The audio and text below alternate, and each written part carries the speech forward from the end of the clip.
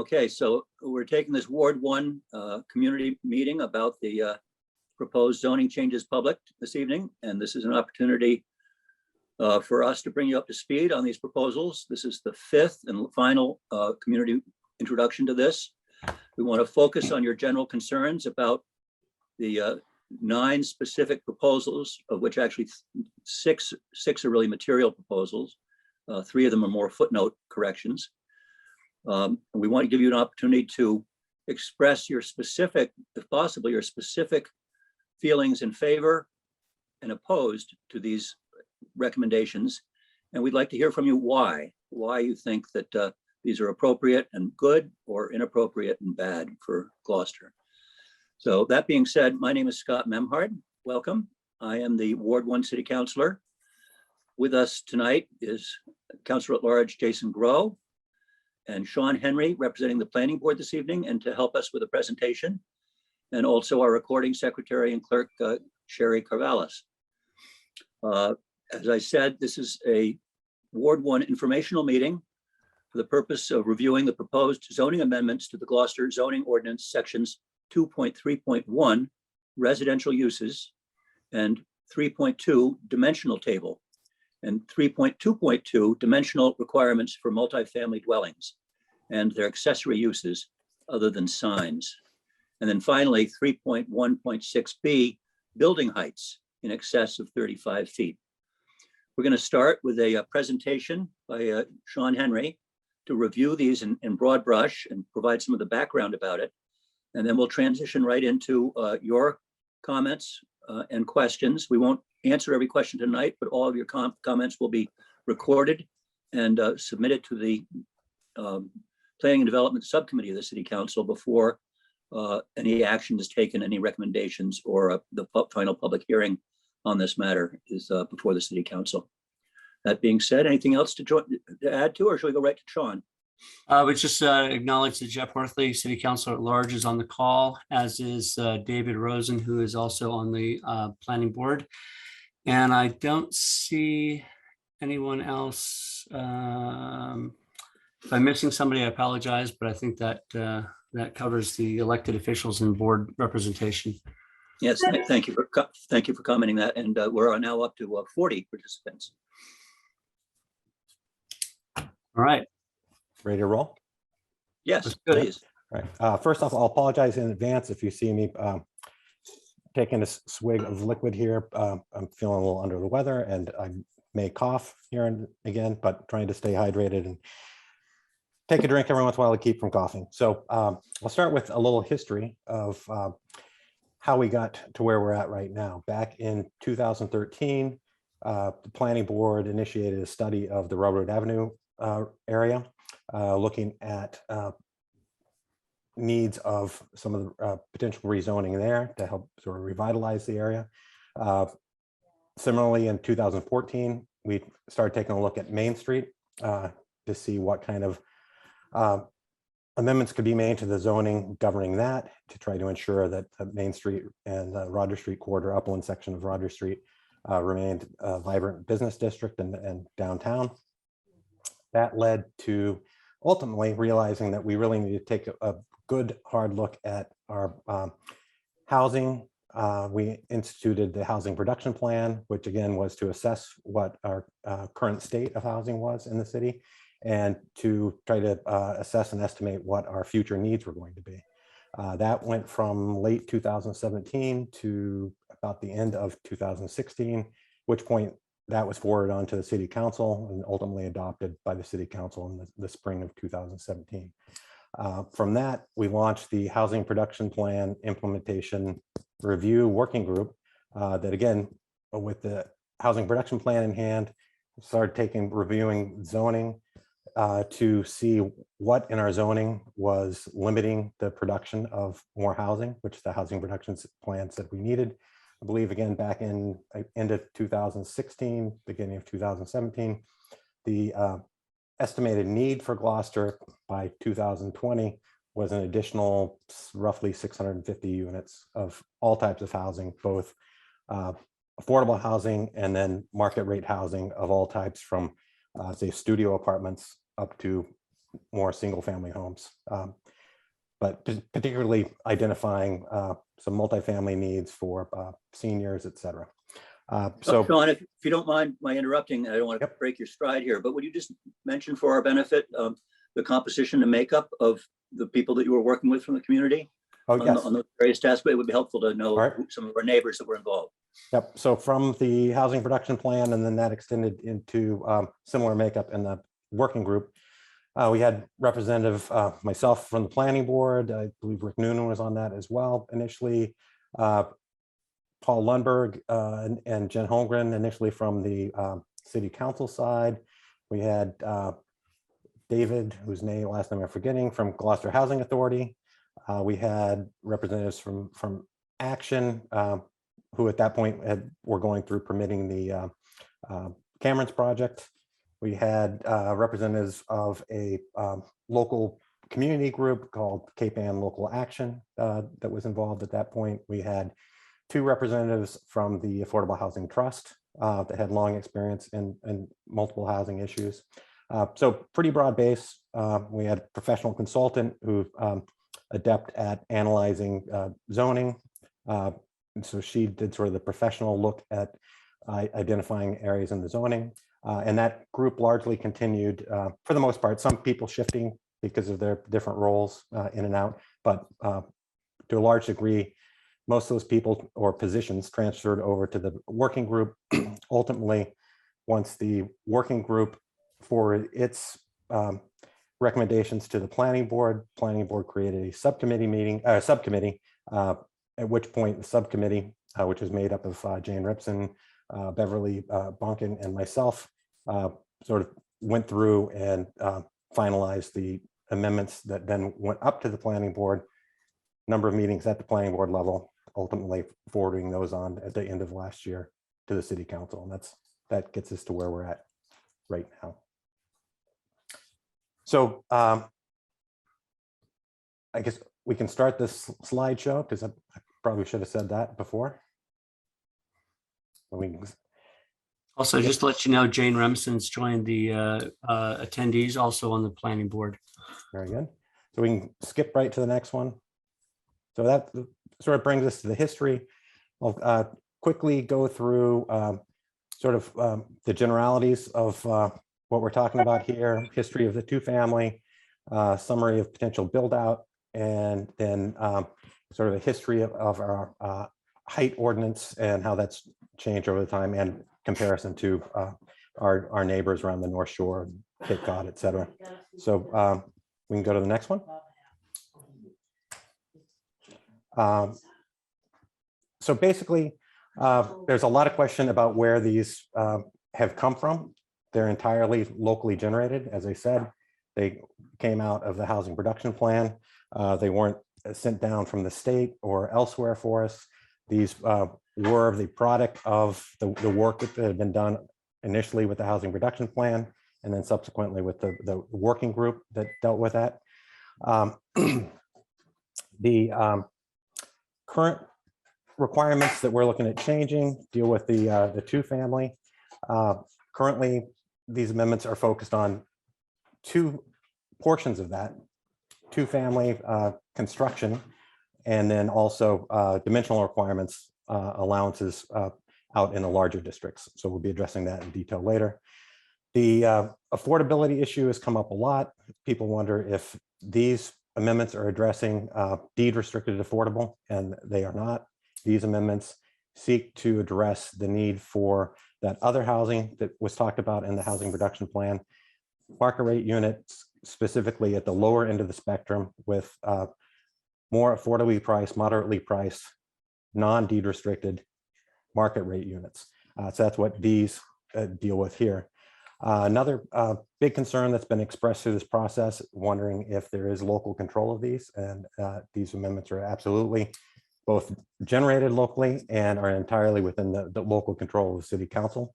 The planning board recommends amendments to the city council, and the city council has ultimate authority to approve anything they like or dislike. And specifically, this list of 9 amendments, each of these 9 amendments lives or dies on its own. It's not a package of amendments except for how we send it up to the city council. City council is free to vote on each of these individually. Of the 9 amendments, 6 of them are actually real amendments, I would say, and then the 3 others are really correcting footnotes that refer back to the 6 major amendments. So I've already mentioned on that, I believe. And then the last thing, again, to touch on affordable housing, because again, people, I think because of our reference to big A, deed restricted affordable housing, and then also talking about housing that's more affordable, people misconstrue, think that we're actually implying that the lower A affordable is somehow connected with the larger big A affordable housing that is rated and controlled by HUD. These are unrelated. The only way to actually create deed restricted affordable housing is through creating deed restricted affordable housing. Within the city now, we currently have just over 1,000 units of subsidized housing. We can go to the next one.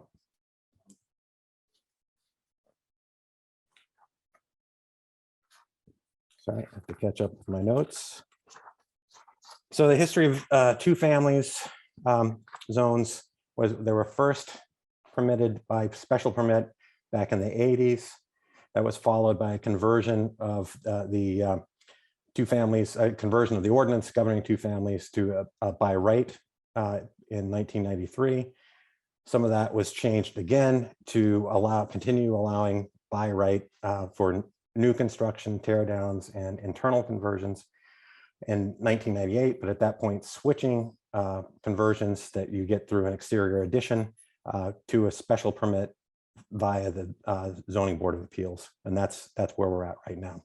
So again, current ordinance allows 2-family new construction by right.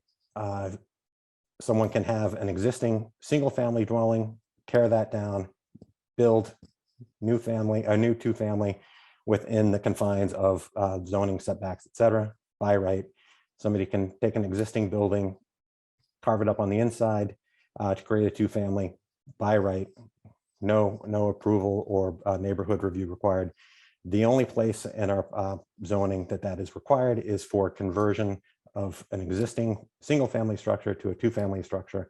And again, that sends those people to the ZBA. And what the amendment does here only touches that conversion with exterior modification, removes that special permit requirement, and treats them uniformly with the other ways of getting to 2-family. We can go to the next one. In the last 4 years, you can see that the numbers are pretty small of what we've actually produced. Currently, we're just shy of 16 units per year, year over year for the last 4 years from 2018 through the end of 2021. So 16, just shy of 16 units means there have been 8 buildings constructed on average in Gloucester per year that are 2-family homes. Similarly, we'll be talking more about the 3-family later, but you can see there, on average, we've produced 5 units per year, about an average of 5 units per year, which means we've had less than 2 3-family homes created per year, year over year for the last 4 years, whether by conversion or new construction. The other thing I wanted to touch on just briefly in terms of the 2-family rights is that the other amendment that's here that touches on 2-family is reduction in per unit lot size in our larger districts of R30, R40, and R80. Currently, if you're going to build or convert to a 2-family in any of those larger districts, the zoning requires that you double the standard lot size. So you'd be going from 40,000 square feet up to 80,000 square feet, or from 80,000 square feet up to 160,000 square feet. What our amendment does is not affect the lot size itself, but reduces the per unit lot size so that a 2-family can be completed on a standard size lot in any of those larger districts. I believe we can go on to the next one.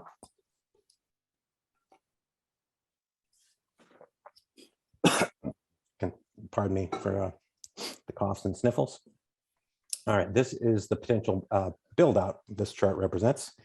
You'll see in R5, the potential increase in potential new units is the most dramatic there, from 327 up to 875, because that is not including two-family conversion. It goes straight all the way to three-family and assumes that every house that's compliant not only with the lot size, but with the existing structure would convert and could convert separate other requirements to a three-family structure from either a single or two-family home all the way up to 3 units per dwelling. You'll see in the R10 and R20 districts, there's 0 net change on those. There's been some confusion about that as well. The reason why it's represented as 0 net change is because the ability to get to two-family in both those districts is total number of units 960 or 814 right now. It's been that way since the 80s when two-family was first instituted, that you could build new, convert internally, or through special permit from the ZBA, convert with exterior modification. So that exists now. The only change is that we're removing that special permit, so those numbers don't change in those R20 and R10 zones. You'll see in our larger districts, R30, R40, RC40, R80, the increase in numbers is relatively minimal, and these numbers include both the removal of the ZBA special permit for conversion and the removal of the doubling in lot size requirement.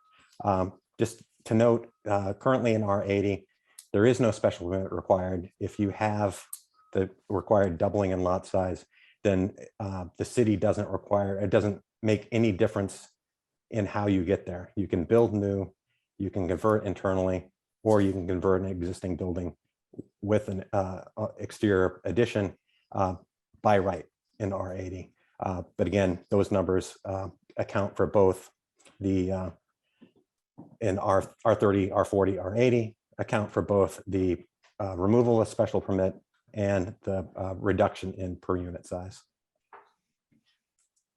So we can go on to the next one, I believe.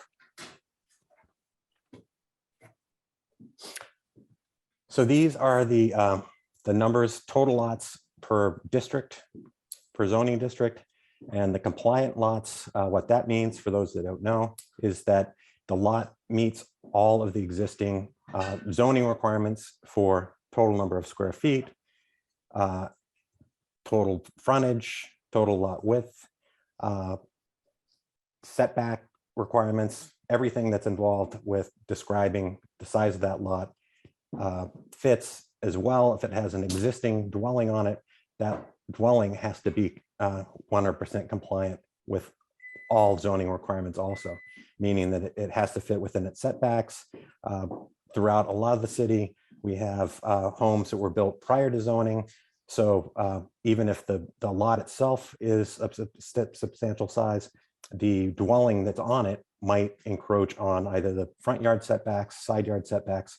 And so again, that means the lot and existing dwelling itself are made non-compliant. So any of those would have to go through the ZBA. And these numbers don't account for compliant structures, because there's no easy way to, as you're going through Map Geo, to actually take a detailed look at the lot and know for certain that the building that's on it is compliant. So this basically just deals, these numbers are specifically about lot compliance themselves. So not to make you guys do the math yourselves, I did it for you. The R10, the total number of compliant lots in R10, about 25.6%. In R20, you're looking at 17% lot compliance. The R30 is 11.5%. R40, you've got 27%. RC40 goes down to 4% compliance, and then R80 lots, only a bit less than 15% of those are compliant. And again, what that means is a compliant lot is the only way you would exercise any by right use that's allowed in our existing zoning or with these amendments that we're proposing.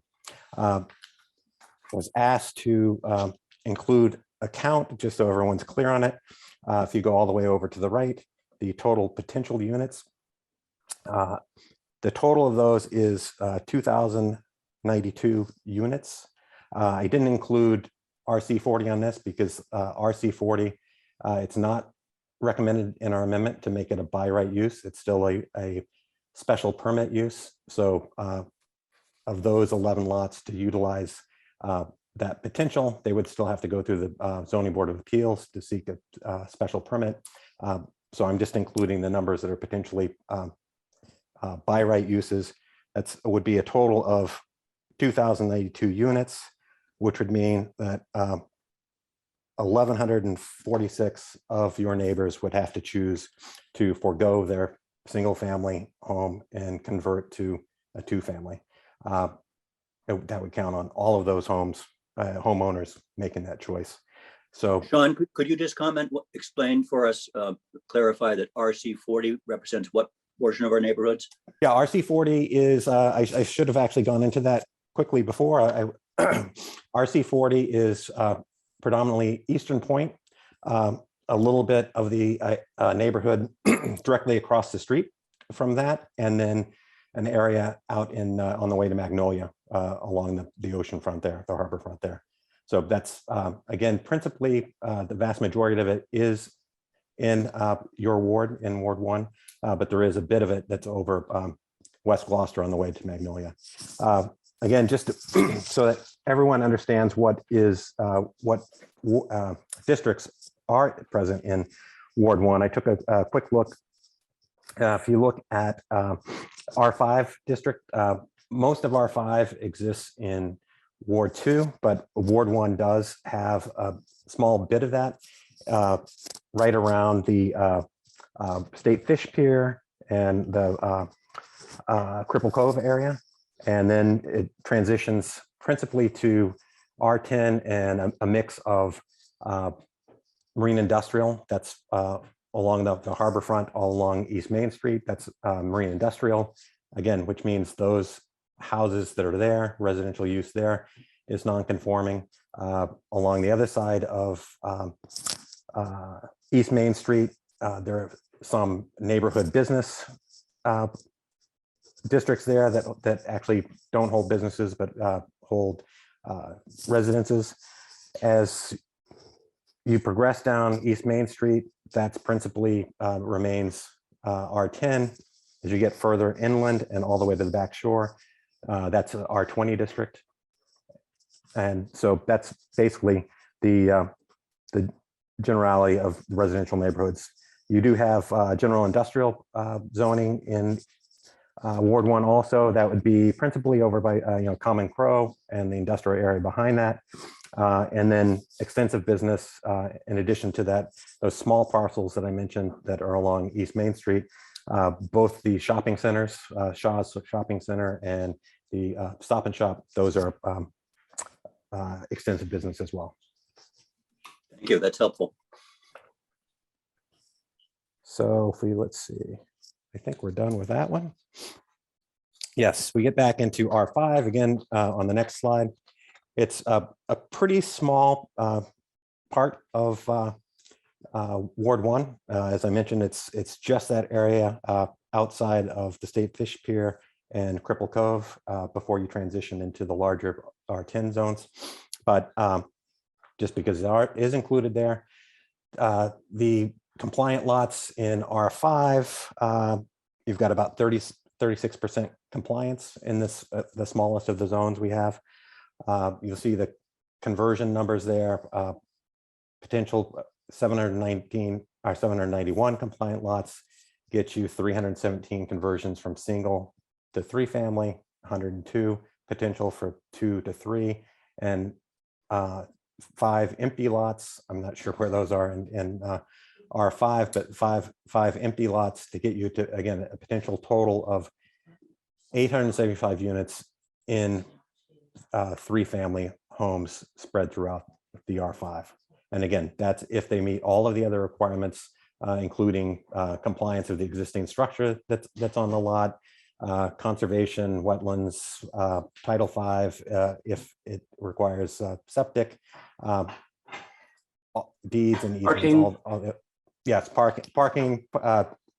People ask about parking with the three families quite a bit, and I think people will be happy to know that parking for a three family is actually more stringent than for a single or two, because parking can't be by our zoning ordinance. Parking cannot be in the front yard setback area. It has to be either side yard or rear yard where parking is provided. And again, none of these by right uses could be exercised unless the product of the overall outcome of the effort is a completely 100% compliant project. So I think we're on to the next one. I won't bore you with a reading of what's before you there. That is our definition of how we judge height in Gloucester. Apologize again. So again, our zoning, I think I mentioned earlier, our zoning was adopted in the 1960s. Initially, we didn't have any height restrictions within our zoning at all. The first height restriction appeared on our books in 1982 when we adopted 60-foot height restrictions for multifamily homes, meaning apartment complexes, apartment buildings, and commercial buildings. And it's hard to tell. Greg Catamatori has been doing a great job trying to trace our history of zoning by looking through what he can find for former amendments, looking through the minutes from both the planning board and the city council. Been very difficult, but what he's been able to make up so far is that in 85 or 86, it was the residential zoning was limited to, or was officiated at made official at 35 feet. That lasted a couple years until like sometime in 1987. It looks like it was reduced to 30 feet. And then in 1999, 2000, as the city was working on the Plan 2000, there was a proposal brought forward by the planning board at that point for, I believe it was 35 feet for residential, and then 45 and 55 for multifamily and commercial. And that was ultimately withdrawn. Greg still has been trying to ferret out exactly what happened with that, but that was the last attempt as far as he can determine that a change in our height requirements was made. Again, to give you a little perspective on our height restrictions, our neighbors in Manchester, Essex, Beverly, Salem, Newbury are all 35 feet by right. In Newburyport and Marblehead, they split residential height between 30 and 35 feet, depending on what district you happen to be in. In Marblehead, they do limit building height to 30 feet in the harbor front, in our own harbor front, which is actually marine industrial. That limit is 40 feet here in Gloucester now. Comparable cities, towns down on Cape Cod, Bourne, Chatham, Dennis, Falmouth, Mashpee, and Sandwich are all 35-foot height. So we can go to the next one. That's just, again, a poorly coded, color-coded map of the region showing how height runs from 30-foot limit up through 41 plus, depending on where you happen to land in our region. We can go to the next one. And this is just an attempt at a plain language description of what the zoning amendments actually do. And again, we've got 9 amendments, but there are 6 actual changes to the zoning ordinance itself. The others are footnotes that refer back to these changes.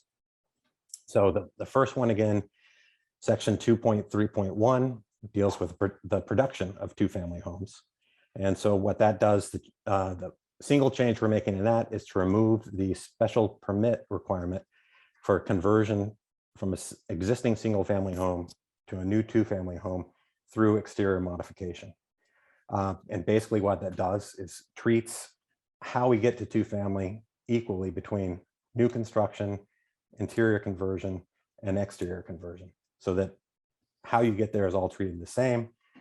That brings us into compliance with Mass MGL 40A Section 4, which says a city or municipality is supposed to treat the same use in the same district the same way, right? So if you're getting there by right with building new, then you should be able to get there by right with building an addition onto the dwelling, again, as long as you're compliant with all of the dimensional requirements, you're fitting in the building. And a discussion earlier when with a friend on the planning board, happens to be on the call as we were discussing this, I made the comparison when we were talking about neighborhood review, that if you take the two-family out for a second and you're just looking at single family, you can build a new, as long as you're compliant with all your setbacks, you can build a new two-family or new single family by right. If you're going to modify an existing single family with an exterior addition, you can do that by right, no notification to your neighbors, no visit to the ZBA, as long as you're fitting within all your setbacks and buildings compliant, lots compliant, you're good to go. And that should be a similar case with how we're treating the two-family parallel as well. If we're allowing two families to be built by right, two families, as long as they're compliant, no matter how they get there, should be treated the same. And so that's what that does. The second amendment actually allows for the by right conversion to an R5 to a three-family unit. Right now, that is by a special permit from the ZBA. And it also changes the requirement in the R30 district. Currently, that is requires a special permit from the city council. And we are changing that to special permit from the ZBA to align with what's required in R20 and R10. Amendment 3 is the change in ordinance that I mentioned earlier that reduces the per unit lot size requirement in our larger districts, R80, R40, R30. Right now, current zoning requires that those lot sizes be doubled to accommodate a two-family home. We're removing that and reducing the per unit lot size to 1/2 of that overall lot size, so that, again, for example, I won't read through it, but R80 will satisfy it with 40,000 square feet per unit.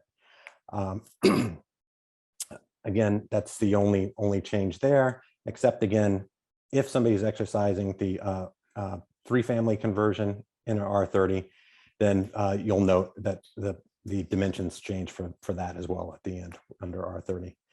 The fourth amendment is reducing the lot width, minimum lot width, to coincide with the minimum lot frontage requirement. Currently, the ordinance requires for a little pregnant bulge in the lot. You'll see if you look at R80, minimum lot frontage is 80 feet, but the current minimum lot width is 100 feet. Similarly, there's a reduction in all of those, just to make carving up the lot a little simpler, because the requirement to do the bulge can make for some funky configurations of lots and placements of houses on those funkily configured lots. The fifth amendment we're talking about is an increase in the overall height limit to 35 feet from the existing 30 feet. That's for the initial one.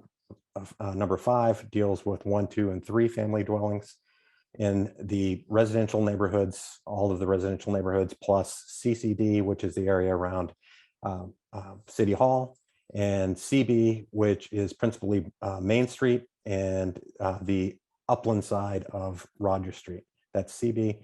And then village business is, again, there are a number of those spread throughout the city. But those currently allow residential use that corresponds with the neighboring residential district. So that would apply there.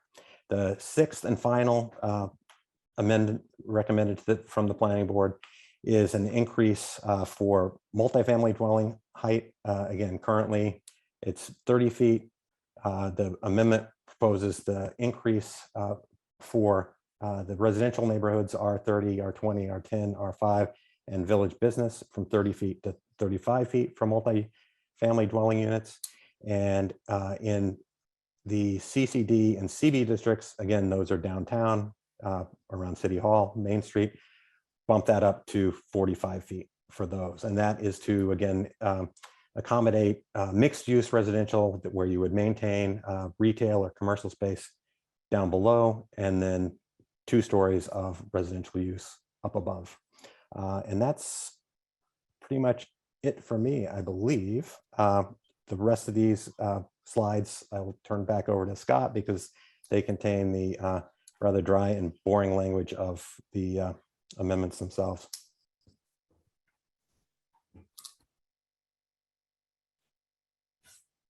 Thank you very much, Sean, for that presentation and your perseverance in this project. At this point, I think we'd like to go ahead and transition. Our agenda is for this meeting to end by 7:30, so we have another hour and a half. And we would like to hear from Ward 1 residents first and foremost. We're going to ask people to speak for not more than 3 minutes, addressing their concerns in favor, opposed, and why. We're going to ask people to just have one question or 1 3-minute question at a time, so everybody has a chance to speak. If there is an opportunity after Ward 1 residents have spoken, Ward 1 property owners or residents, we would then entertain questions from other folks throughout the rest of the community. But again, this forum is designed first and foremost to allow us to hear from Ward 1 residents about their concerns about how these proposed zoning amendments will impact us in our neighborhood. Is there anything else I should address, Jason, before we should give their name and their address clearly so we can write those down for the record, and I'll be keeping time, and I'll just give you a little high side when you hit the 33-minute mark, not the 33-minute mark, the 3-minute mark. Thank you very much, Jason. So Sherry's going to be recognizing people as they raise their hand. Hopefully everybody knows that function on the side of the control here to raise your hand. Just remember to put your hand back down again when you've completed your question. So Sherry, I see several hands up now. You want to begin to recognize and bring people in? Going to start with Gordon Baird. Gordon, welcome. Okay, am I unmuted? You are for a little while. As long as you put up with us, we'll leave you unmuted. Well, I will stay under my time limit, and I want to compliment Sean on his brevity, and that's the irony we both have the same cold. So anyway, I'm going to read my short speech and then ask a question that you can answer at your leisure. Gordon, I should know it, but what's your address? Yeah, Gordon Baird at 27 Fort Hill Road. Hill Avenue. Yes. Avenue, excuse me. Yeah, thanks. And I am on the record, and I want to go on the record as being opposed to rezoning Ward 1, the most livable ward in the city, and in particular, Eastern Point, which, Scott, you showed it having zero effect in building. So why do it? And this is my 5th meeting. And in the first extremely well-run P&D meeting that really gave me hope, it was all about affordable housing, even on the slides. And that disappeared by the next meeting. So when I asked what is the real reason behind the plan, obviously to increase housing stock and density. And for what purpose? It will create more traffic problems, parking problems, water, sewage, sewer, and congestion problems, and less space, privacy, and livability.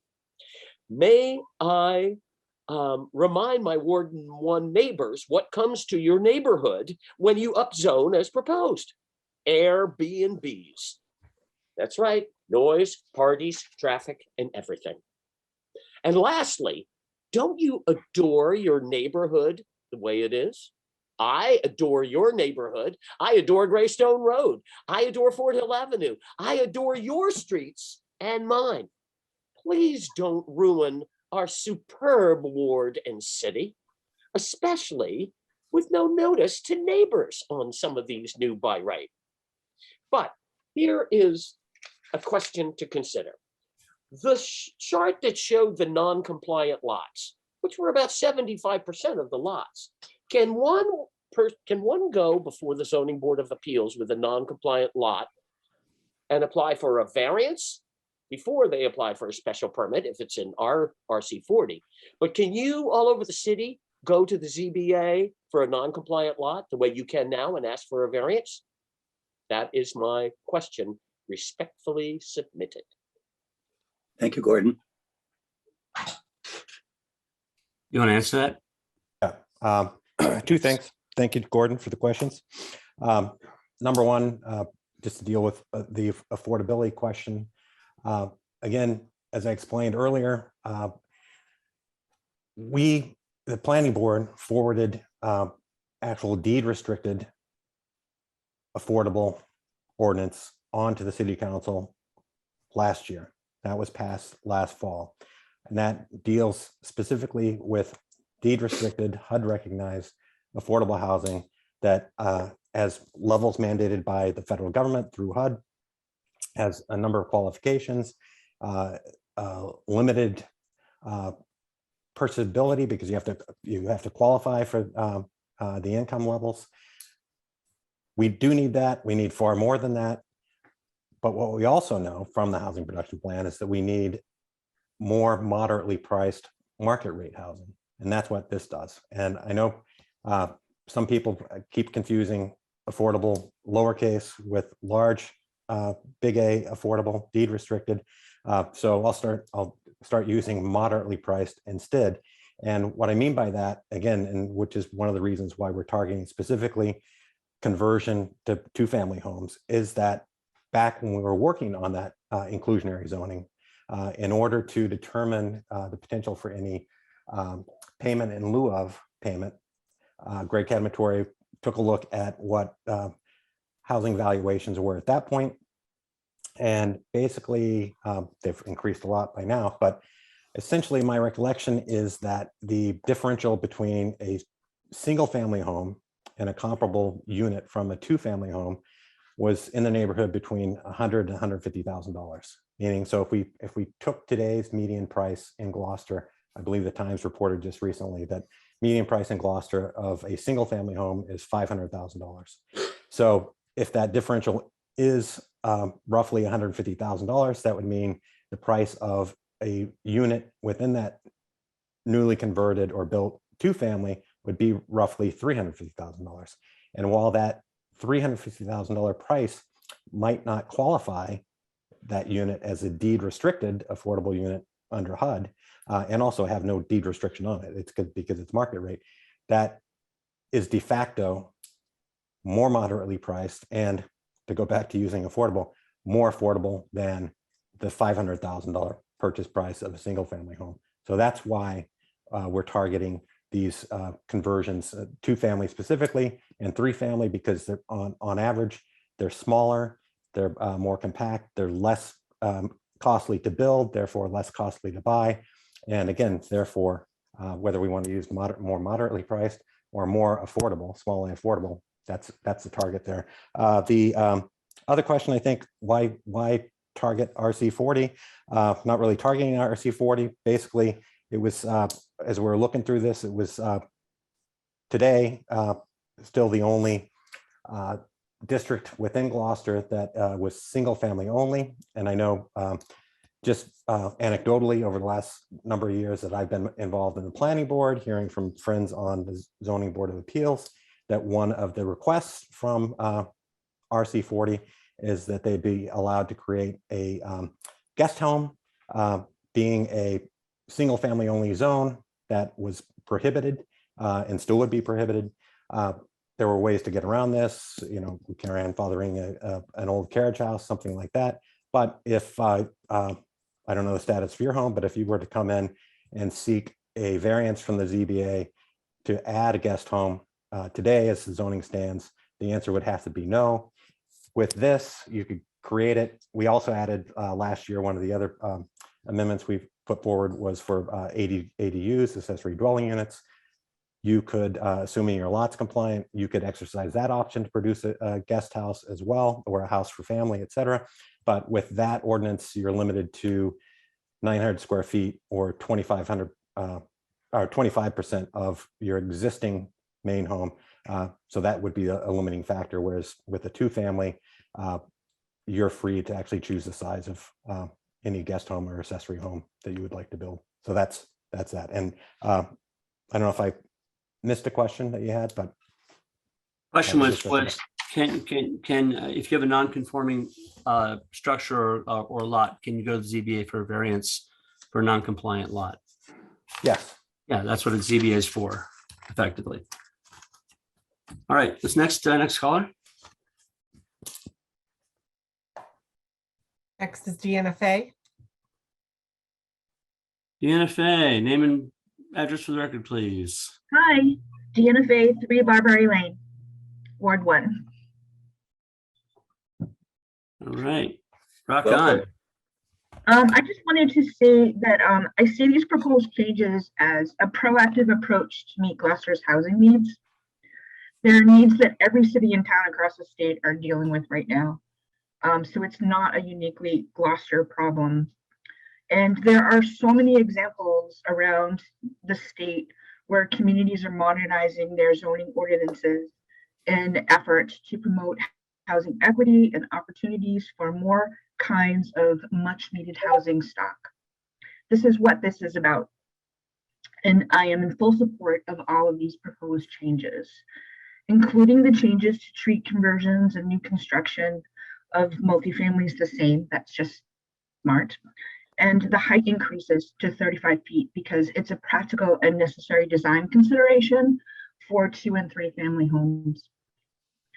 I want to extend my gratitude to Greg Catamatori, his staff, the planning department, to Sean, to all of the volunteers that have been working on this so diligently for quite some time. It's not a light lift. And it's just been a great deal of work, much of it done by volunteers. I have one point that I want to just make, and then I'd like Sean to respond to it, just for a bit of clarity, and to make sure that I'm not misunderstanding it, and to make sure others are not misunderstanding it. So,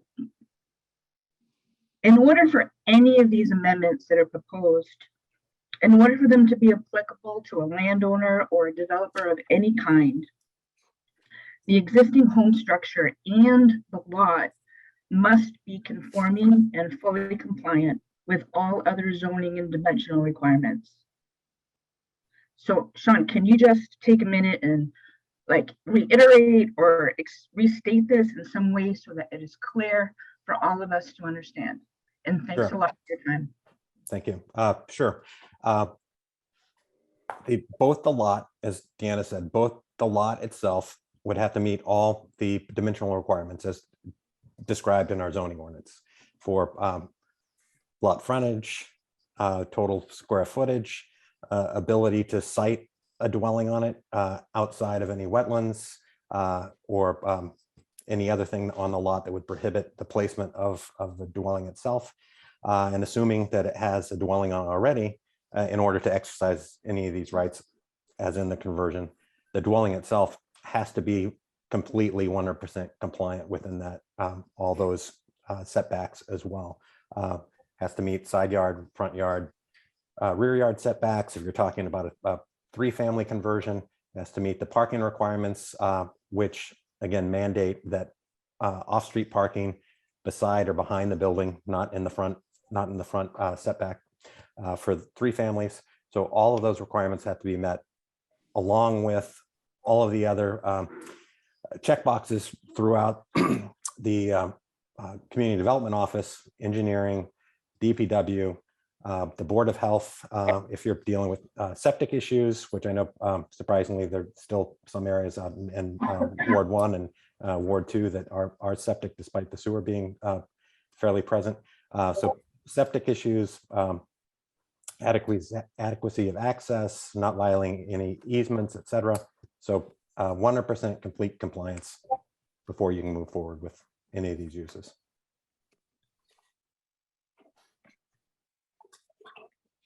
Thank you, Deanna.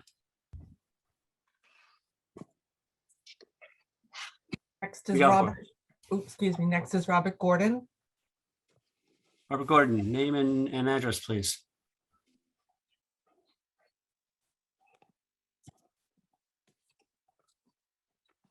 Robert, you have to unmute yourself.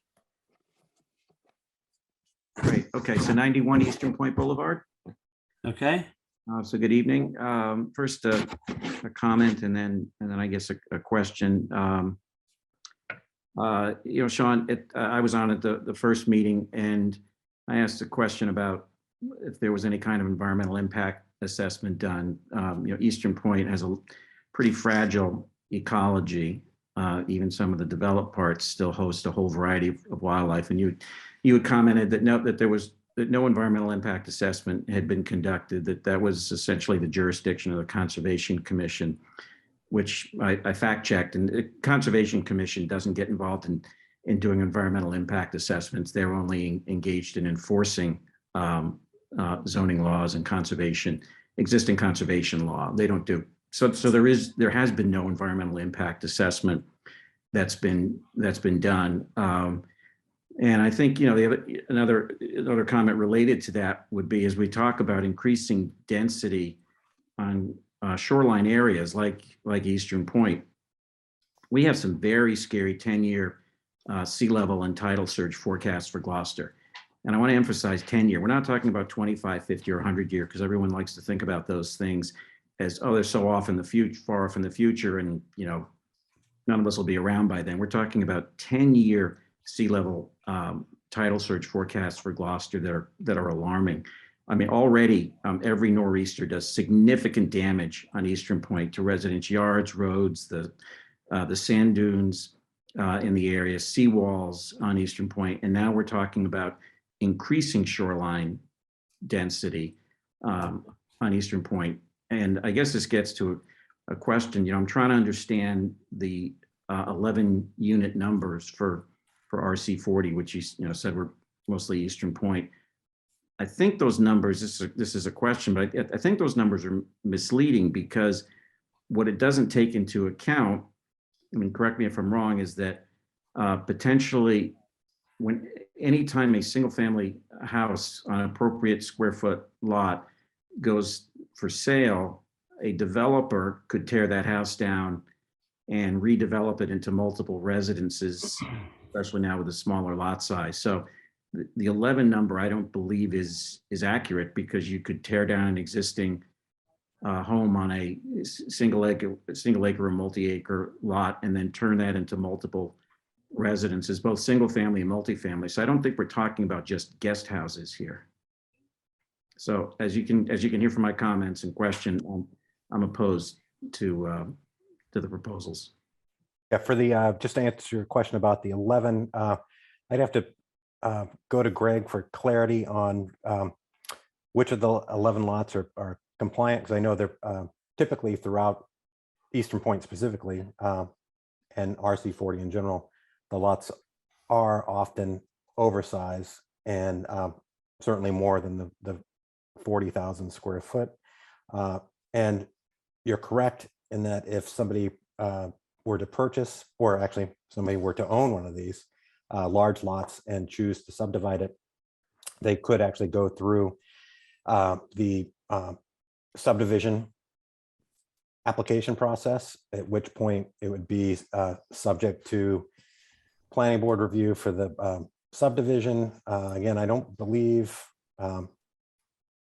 all of or most of RC40 or the Eastern Point specifically is sewered. So somebody would have to come up with engineering designs for approved septic system for all of those, however many lots you produce out of, say, if you're producing 5 lots out of a 5 acre existing lot, you'd have to come up with all that engineering to support that. And again, yes, if your Concom does not do a environmental assessment, but if you're in any area that triggers has wetlands, etc., Concom does have control over those things. But no, you're correct in your assertion that there could be subdivision if that happens.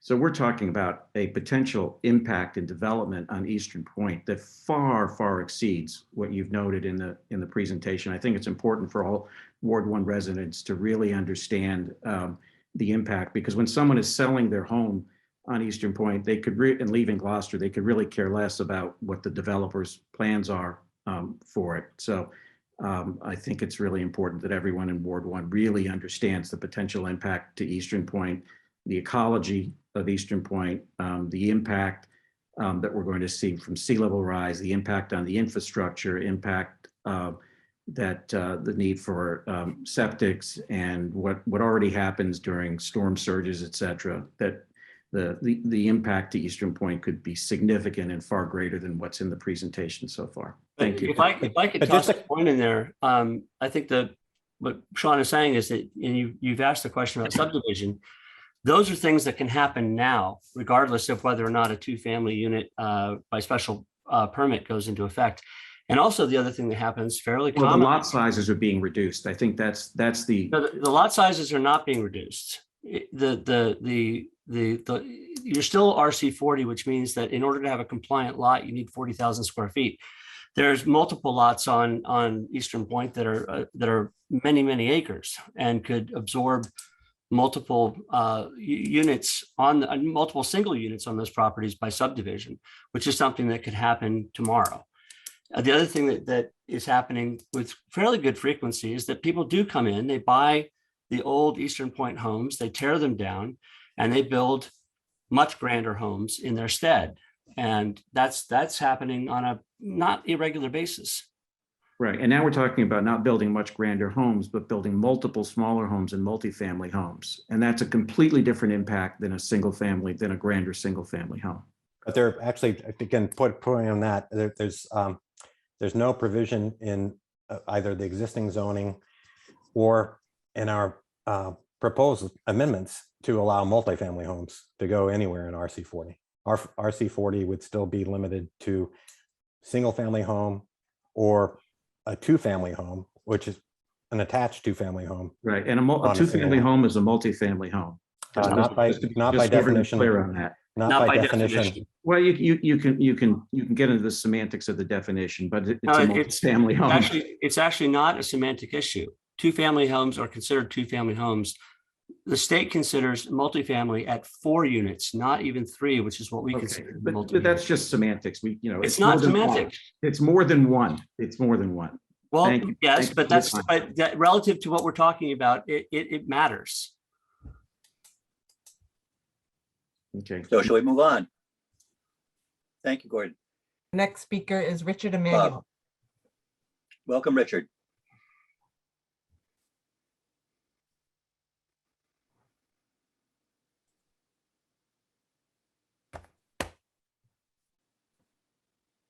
Richard, you have to unmute yourself.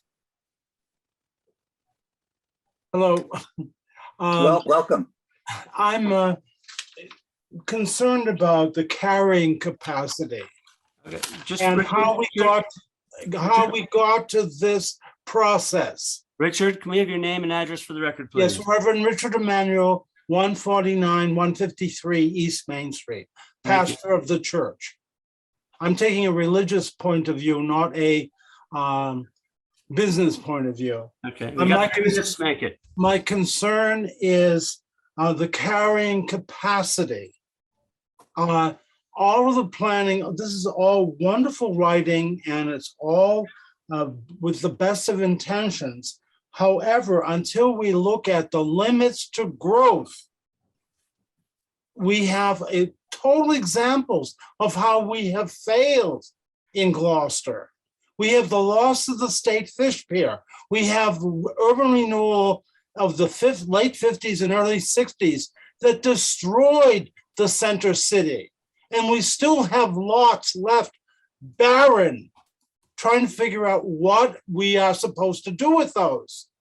The planning must be addressed on the level of what are the financial interests and who is writing the rules here. We saw the governor the other day mandate that all cities and towns on the rail lines have to meet a capacity. Then we are told, see, these things are all semantic. We're always told, wait in line. It'll get solved. And it doesn't happen. The examples are the urban renewal. How did we lose control of the building of the Gloucester Crossing in 2007. Originally, that was a threat to put in a 40B project of 300 units. And the people said, no, we can't have that. Let's put a shopping center in. The shopping center then promised home care for the elderly, made all these promises. We have promised, and there's no follow through. There is no policing. There's no governance in the city. Anything goes and nothing matters. Now, this is all semantics, as we're being told to believe. The problem is we are addressing a series of overlays that get complicated. Nothing is simple in this. Nothing is thought out about what happens to the consequences. What are the end results? And is there a limit to the capacity? The city is going to have to replace the water sewage treatment. That's going to be a $500 million project. Already the council voted a temporary fix of $4 million to build a berm to protect the collapse of the sewage system of this community. This is not something that is going to happen tomorrow. Tomorrow is too late. And I'm always being like the wicked witch from the east telling, hey, look. And nobody looks. So look, if I was called, yes, sir. Can you wrap it up? You've had your 3 minutes. All right, I'll just end it with a quote from Henry David Thoreau. Never look back unless you're planning to go that way. Thank you. Okay, thank you very much. Thank you, Richard. Councilor Memhard, you have 71 attendees. The next one to speak is Masha Hart. Welcome, Marcia. Name and address for the record, please. Marcia Hart, 2 Fremont Street. Thank you for this process. And I'd like to say that I can really appreciate the efforts of the planning board and the housing production plan participants, and yet still end up disagreeing with a lot of the zoning changes that are being proposed. I'm really opposed to the height increase. I treasure the character of different Gloucester neighborhoods, and the height restrictions help to maintain the kind of layering of housing that we have, that our geography creates. And that allows a lot of modest homes to have some really beautiful natural views. It may not be a water view, it might be a wooded view. It may be a very small view, but it's an important view to that person. And that's a part of Gloucester's historic civic character, to allow everyone more of the beauty of an amazing place. The by right height increase will affect neighbors and abutters, and I just like the review process to remain in place at 30 feet, because people can appeal that. It gives the neighbors a chance to say how it may adversely affect them. And with it going higher, you start that appeal at a higher level. I have the same sentiments about the 1 to 2 family conversion. The expansion of existing structures should be a part of the review process still. Again, it allows neighbors to address the consequences and fallout from an expansion next door to them. I'm for 1 to 2 family conversions, and I'm for the accessory dwelling units. But I think that there needs that having conditions on them is not a negative thing. We're building too big. We're building in a way that isn't sensible for what's going on with our climate. We need to start zoning for our climate problems, to encourage smaller buildings, not larger, to reduce our carbon footprint rather than expand it. We need environmental impact assessments for all future development. There's no reason to allow building in flood zones any longer. We need to be encouraging those areas to be utilized as natural buffers to help to prevent damage to existing structures and infrastructure in the city. A good reason to raise the height is there are going to be many properties. I'm going to be one of them, I'm pretty sure, from what I've already seen happening in my neighborhood. That's going to, I've fallen into the flood zone already. It's a real economic problem for the people who live in the building that I'm in. We've been in that flood zone for, I don't know, 8 years, and it's going to go up again. And it's going to make where I live, which is an affordable property in a beautiful location, unaffordable to the people who are there. And so some people, my neighbor across the street is going to need to elevate. He got 9 inches of water in the storm of 2018 in his house. It's a regular occurrence in parts of our city, and we need to be planning for that. But we also do need to be planning for more housing. I would prefer that the city was concentrating on the, I don't know if it's the big A or the small A affordable, but the one that has deed restricted properties. That's why I'm still in Gloucester. I am incredibly grateful for my deed restricted property. And if you want a stable demographic in Gloucester and a diversity of population in a socioeconomic way, that's the way to have that happen. In terms of the accessory dwelling units, Marcia, you need to wrap up a little bit. We've got you over 3 minutes that's now. a really good idea, but Rockport is doing the same thing with 900 square feet, only they are requiring a 6-month minimum rental. And that's to discourage summer rentals, Airbnbs. Somebody yesterday mentioned, I think Santa Clara, it was 90 days. And that's it. Thank you so much. Thank you, Marcia. Excellent points. Thank you. The next speaker is Pamela Steele.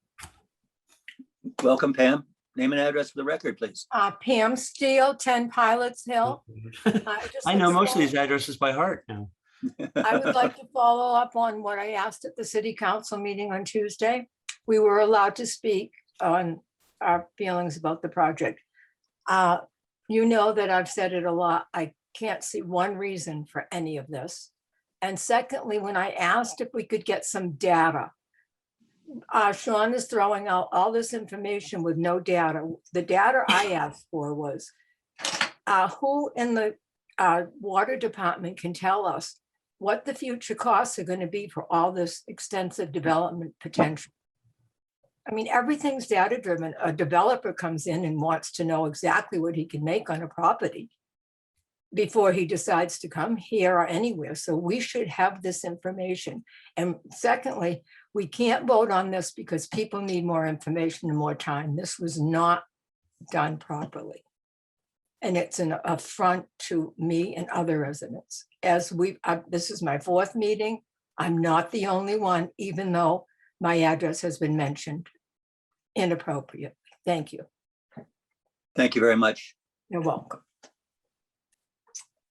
Next speaker is Scott, if I could I just quickly address the data issue she was asking about in terms of water, Sure, water Sean. capacity? Please go ahead. I appreciate that. Again, my understanding from going back to the housing production plan, when we were working on that, or the housing production plan review implementation working group, when we started determining the increase in housing that was required, again, roughly 650 units by a couple of years ago now at this point, the DPW was consulted about whether this posed a threat to our capacity. His answer then was just a simple no, but there was no request at that point for a formalized report or formal response to that request. I spoke with the mayor's office earlier in the week, and I believe they are working on producing a report that should satisfy this question about our carrying capacity, both in terms of water and sewer.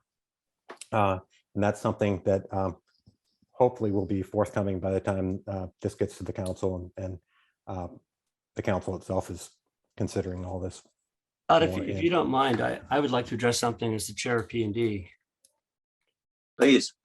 I hear the criticism regarding the process and whether or not this has been done correctly. And I I get a little bristly at that because I really want people to understand that this didn't just pop up on the horizon suddenly out of nowhere. The planning board, which is an appointed body that meets on a regular basis with meetings that are noticed and attendable and on Zoom and are recorded, have been working on this for months and months. And in addition to all the other aspects of planning that they have been doing with accessory dwelling units and the inclusionary housing regulations, all of these are publicly available meetings for people to go to. And some people have been to all these meetings. Now, once they got to the city council, we have made every effort to open up planning and development, not open up, they're always open, but to hold special meetings. We've insisted that we have ward meetings. We have let people speak repeatedly on the same issue and the same topic. And I just want people to understand there is nothing surreptitious about this process. It has been absolutely open. All of our information is available on the website. There is, in fact, we're making extra efforts to make sure that links are available, that people have this access to information. So, you know, when you say that the process hasn't been followed, the process has been followed and is continuing to be followed. And it doesn't really move the argument forward to accuse people that it has not, because it really has. And I'm a stickler for process. I really believe that things need to be transparent and done properly. And I cannot tell you an incident in this process that I feel uncomfortable about. So noted. Thank you, Jason. Next speaker, please. The next speaker has the initials TT. TT, we need your full name and your address, please. When you unmute yourself.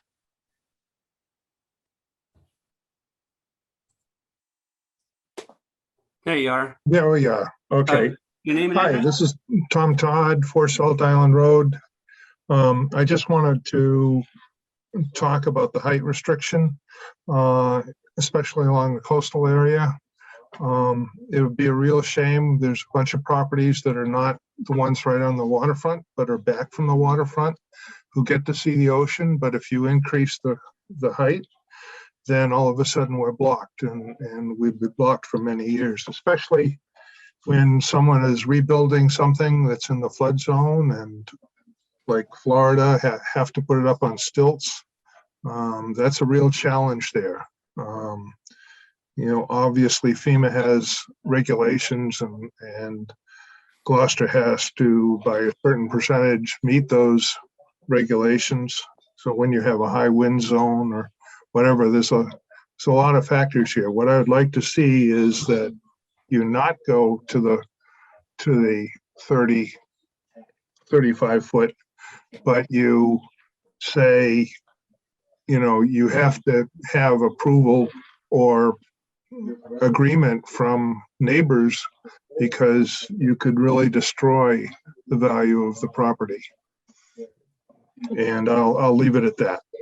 All right. Thank you very much. I just want to point out, and I think Sean can correct me on this, that the allowable height, whether it's 30 or 35, includes the piers that the building are constructed on, right? So it's that non-livable space is included in the 30 feet.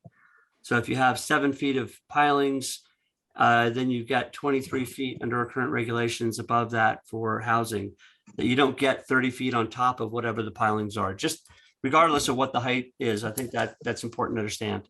Correct. The FEMA advisement for whatever is below the livable space is included in our whatever our total height limit is. At this point, it's 30 feet. So if it's a 7 foot flood zone you have to account for, then by default the house could be no bigger than the 23 differential on that, unless they came for a special permit. At this point, either ZBA to get up to 35, or city council if they need something over 35. But the whatever pylons or increased height for the flood zone is part of the total height. It's not separate.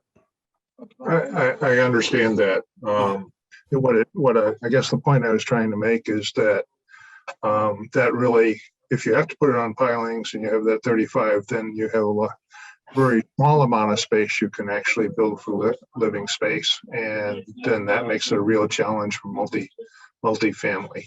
And I hope that Gloucester will enforce the FEMA regulations and not let various people bypass them. Thank you. Bye-bye.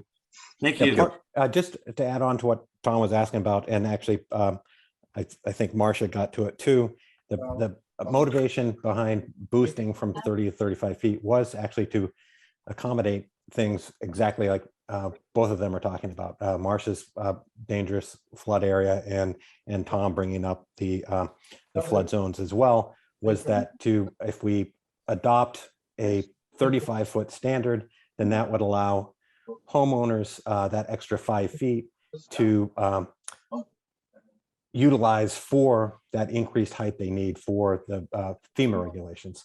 And it would standardize on that. I think the issue we've had in the past is that a homeowner can go to the ZBA or city council, get permission there to accommodate for that height, and then have that special permit, that variance be sort of negated by litigious neighbors who don't want to abide by that. So the bump to 35 was hoped that would accommodate these needs, both for the flood provisions that both of them are talking about, the FEMA provisions, and then getting back to Deanna, the design provisions for building a smaller footprint 2-family or 3-family home, so that those were sort of standardized across the board, and still in keeping, again, because we long existed without zoning and for a period of time had 35-foot by right, acknowledge that that's sort of our built environment, and 35 feet isn't unusual throughout town. Thank you. Sherry, could you bring in our next speaker, please? Next speaker is Mark Poulin. Welcome, Mark. Address for the record. Hello, can you hear me? Mark Poulin, 84 High Popples Road, Gloucester Ward 1. I want to present a couple recent cases to give people a visual of what I think is why the process isn't that broken. But I will concede a couple of my initial seconds to commend Jason and Greg and everybody that is, I do believe, doing a very robust process on this. Some of the data, as we pointed out, may not be exact, but I think the process and the transparency is very good. I just want to say that. But in terms of the process, so let me use the case example real quick of the back shore and the Ocean View Inn. It's right behind my house. Okay, here's a case where the process worked. Right, the developer bought 5 acres, carved up some of it into 20,000 foot, approval not required, and built 30-foot houses, much to the pleasure of immediate abutters and things like that. Then he went and tried to build 35-foot multifamilies in the back. And again, the process worked. He read the writing on the wall. He could see how it was playing out. The neighbors, I counted 25 different houses that can see the tops of those buildings that are affected all the way through Links, up through Links, High Popples, all the way. There's about 25 houses that have to look at those units. And that's just one example of the process working, that he had to go in front of the city council. He had to do it. The neighbors objected and he backed off, and he said, and he's a nice guy. And he said, I sell square feet, right? And guess what? He is selling square feet, and he's going to sell them for $1 million. And if he had a few more square feet, they'd be 1.1 or whatever. So, I mean, the process does work. And another quick one, again, where it works is on 68 High Popples. A guy bought a house, carved it up into a 2-family, wanted to expand it and put 2 garages on it, making it a 105-foot long house. Okay. And the neighbors objected. They found that loophole. They found that thing where you couldn't expand it, alter, expand. And we're like, great, thank God we at least got that, because the rest of it was A&R, or by right, So the process isn't that broken. And the cases being made against 35, to me, I think are the weakest so far, right? We're almost giving them a lifeline ahead of any declared hardship, right? Okay, you want to build a house near a velocity zone or flood zone, you're going to have to give up the first whatever feet to FEMA. and not build a 35-foot house. You're gonna build a 23. You know, so the process isn't that broken. It allows people to speak. And there might be a case where, an isolated case where no neighbors do object and it's all, nobody's views being blocked or something. So the process isn't really that broken. There may be one, I think the pregnant lot one or something. But that brings me up to my question that I have. Will members of the public be able to speak in favor or opposition to each one of the 9 as they are being presented? So each motion one at a time? I can answer that for you, Mark.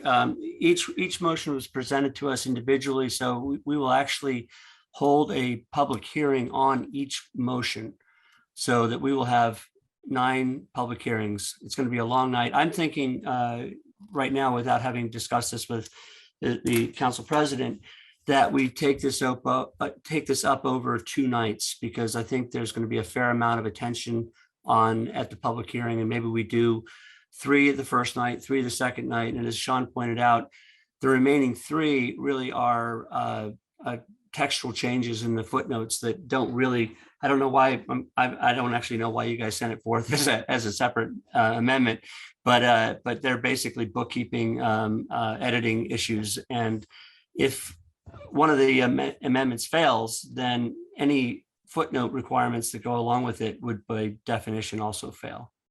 Right. And just real quick too, we're doing all the CARP, the climate resiliency meetings right now. And it's like, Greg is in those meetings, Jem is in those meetings, city officials are in those meetings. And yet there's really no language in here about, maybe potentially some, initiatives, at least some, if some of these do pass, have some language in there to be LEED certified or, energy efficient in some way, or some, make it a little harder in some of these, if there's going to be some, give and take on some of the 9, to have climate resiliency built in, because you're right, more carbon, 2 furnaces is more, carbon footprint than 1, right? Yeah, ice melt driveway, ice melt system with 1.8 million BTUs. Anyway, thank you very much, Mark. Thank you. If I could just interject quickly why other things like climate resiliency and energy efficiency isn't in those. It's because these are more use rights and dimensional requirements. They don't deal with those codes. It would be more about the building of the environment, or the building of the structure, not actually the permitting process for it. So that other thing, those other issues could be part of a different process to require those. Right. Thank you, Mark. Scott, we've got about 6 people who want to speak and about half an hour left in our time. So we're doing well, I think. I think we're looking good. Yep. And I appreciate the diversity of questions and the clarity of people's efforts to answer them and address them as we go along. So thank you all. Next speaker, please. Next speaker is Sharon Bragg. Welcome, Sharon. Hi, Sharon Bragg, 6 Terrace Lane. I'm opposed to the height increase, and it's because I understand we don't have a right to a view, but many people have purchased homes that look over other homes and have a view. But we've purchased the home with the assumption that that view is going to remain because of the current zoning laws. However, this change would allow the houses that are all along East Main Street, Rocky Neck Ave, I guess Salt Island, Eastern Point Boulevard. So those waterfront homes can all go up.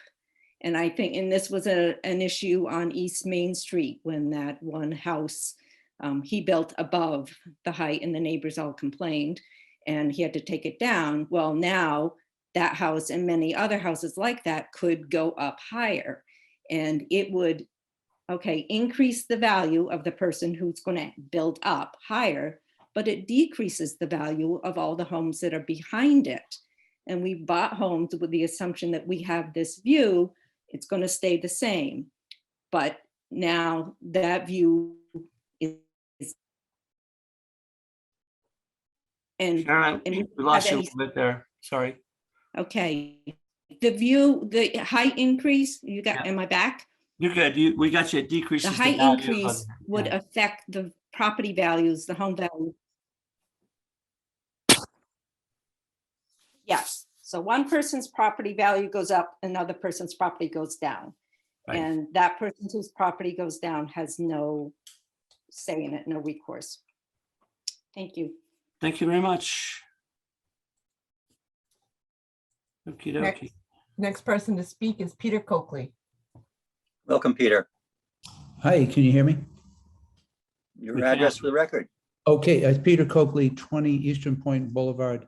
I've been there for 20 years, but been in Gloucester as a resident for 45 years. And I love Gloucester. If I could only live one place in the world, it would be Gloucester. So whatever any of you, first of all, let me just say to Jason and Sean, yes, I appreciate the massive amount of work and hours I can see that you've put into this. I mean, thank you very much. But I don't see anything here on any of them that makes Gloucester a better place. When I drive a person around Gloucester who's never been to Gloucester, the reaction always is, oh my God, this place is so congested. There's one house on top of the other one. And now we're talking about taking one of the most beautiful neighborhoods in this beautiful city and changing it all of a sudden. And I think increasing the density is not going to do anything to enhance Eastern Point or enhance Gloucester. And I really think it'll do the opposite. The 100 homes that are out on Eastern Point pay I forget the percentage, but it's a really large percentage of the Gloucester tax base. And I think all this is going to do is decrease the values of those properties. Out there, some of the streets are ridiculously narrow. They're below the floodplain. 90% of the homes are on septic systems. Most of them are really old. And I really think there's no question increasing density would have a huge negative environmental consequence. Also, you know, they're private roads. The residents pay quite a bit. Every home pays quite a bit each year for their plowing and their security. And now you're just saying, let's put some extra burden on the residents that are maintaining the roads that Gloucester doesn't have to do anything for. So I just think it's a really terrible idea to make Gloucester try. I don't get it, really. Let's get some more houses in Gloucester. So thank you for the work you do, but I'm very strongly opposed to it. Thank you. Thank you very much, Peter. Thanks, Peter. Next speaker, please. Next speaker is Rob Culbert. Welcome, Rob. Address for the record. Thank you. Rob Colbert, 90 Eastern Point Boulevard. Thank you. So Peter stole all my thunder. I couldn't agree with him more. I appreciate all the work that's gone into this, but as a member of the Association of Eastern Point Residents Board and the amount of time we spend dealing with the roads, the storm damage, the security issues around getting emergency vehicles in and out because of the roads not conforming to standards. Very much opposed to anything that would add density to RC40. I think everyone else has made very good points about it, but really it would really be just a further burden that would just be really difficult and cause problems. I also am opposed to the height change because my experience is that you can get a 35-foot variance right now almost every time, and that seems to be pretty standard. So my fear would be is nothing changes, as you've said. 75% of the homes in the entire city are non-conforming. You have to go through a special permit process for, it feels like, just about everything. And so the reality is, if you told me, hey, great news, we're gonna have a rule and we're gonna stick to that rule. So it's 35 feet. So in my case, I did get a variance for my home 11 years ago. And it's because my front yard was higher than my backyard. So I lost 3 feet because of the difference of my walkout basement. So I needed the variance in order to be able to put a reasonably pitched roof on my home. So I think I have a 32-foot variance, just so I could get that in. If it was 30 foot on top of the top part, I would have had no issue. But the reality is now what you're doing is 35 is great. If there's, never going to be an ability to go above that, which is never going to happen, then I would say, great, to get everybody out of business, go into all these meetings, trying to get these variances because you've made it nice and easy. 35 is it, but it's not going to be it. It's not going to change anything. So for that, I think 35 to 40 is definitely going to cause neighbors beauty blocks. It's going to cause contentiousness amongst neighbors, and it's really going to be, in my opinion, it's just going to exacerbate a problem that exists today. So my preference, given there's no change in how you're able to get a variance for stuff, that you don't change that. Okay. And Scott, can I just quickly address Rob's question? Because I think it's or his statement, which I think is very good, but just to correct the assumption that if we grant 35, the ZBA will be granting above that, and that's not the case. The ZBA is basically, with this amendment, the ZBA will be removed from the height equation completely. And to go anywhere above 35, you'd be going to the city council. And the notion, actually, to get at what you were talking about, we have a lot of people that go through the ZBA process now to get to 35. Some are lucky, like yourself, exercise it, able to actually utilize the permit. There are others in town that aren't. And again, the move to 35 was to address these needs, which are evident based on the large number of applications we get to the ZBA for that some flexibility between 30 and 35, and that by doing this would create a uniformity of 35 at that point for people who needed to go up to it. And a lot of people talk about this is going to, people are going to be bumping up 5 feet across the city. It's very expensive to actually do any construction work right now. I don't think anyone's going to be doing a bump of 5 feet on the roof line just because they could at this point. And the 35 would establish sort of a new baseline where even the city council could point to when those people come in and say, I need a 36 or 37 foot bump. They can more easily point to say, look, you've got 35, that should be workable for you. So there's less of a controversy over anything above that. So again, that's just not to discount what you're saying. I understand completely, but again, just to try to explain some of the reasoning why we opted to put forward the 35-foot change. And again, Sean, I don't disagree. And if 35 was 35, it would make sense. It would reduce a ton of work with the city and save a lot of neighbors unnecessary infighting over that five feet. But I think you've just bumped the 5 feet up to 35 to 40. If it's not the case, that would be great. But that's my experience has been that what setbacks and height requirements that seem to be fixed to protect neighbors, somehow there's a way to get around them. And neighbors don't always have the ability to dictate building process of their neighbors. So that's I do appreciate it, but again, main concern is the density with Eastern Point is just a killer. It really takes up a ton of our time, and its security is constantly a concern around getting those emergency vehicles down to the lighthouse when the flooding's taking place and it's below sea level. Very good. Thank you, Rob. Thank you, Rob. The next speaker is Mary Ann Boucher.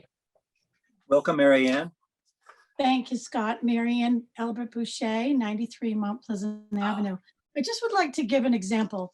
First of all, I've been to all these meetings because I care about our entire city, not just the ward that I live in. I owned a home in another ward. It was a 2-family home. The first floor consisted of 4 rooms, and there were 2 adults, 1 small child, and 2 cars. The second unit was an 8-room apartment, 2 adults and 3 teenagers, also with 2 cars.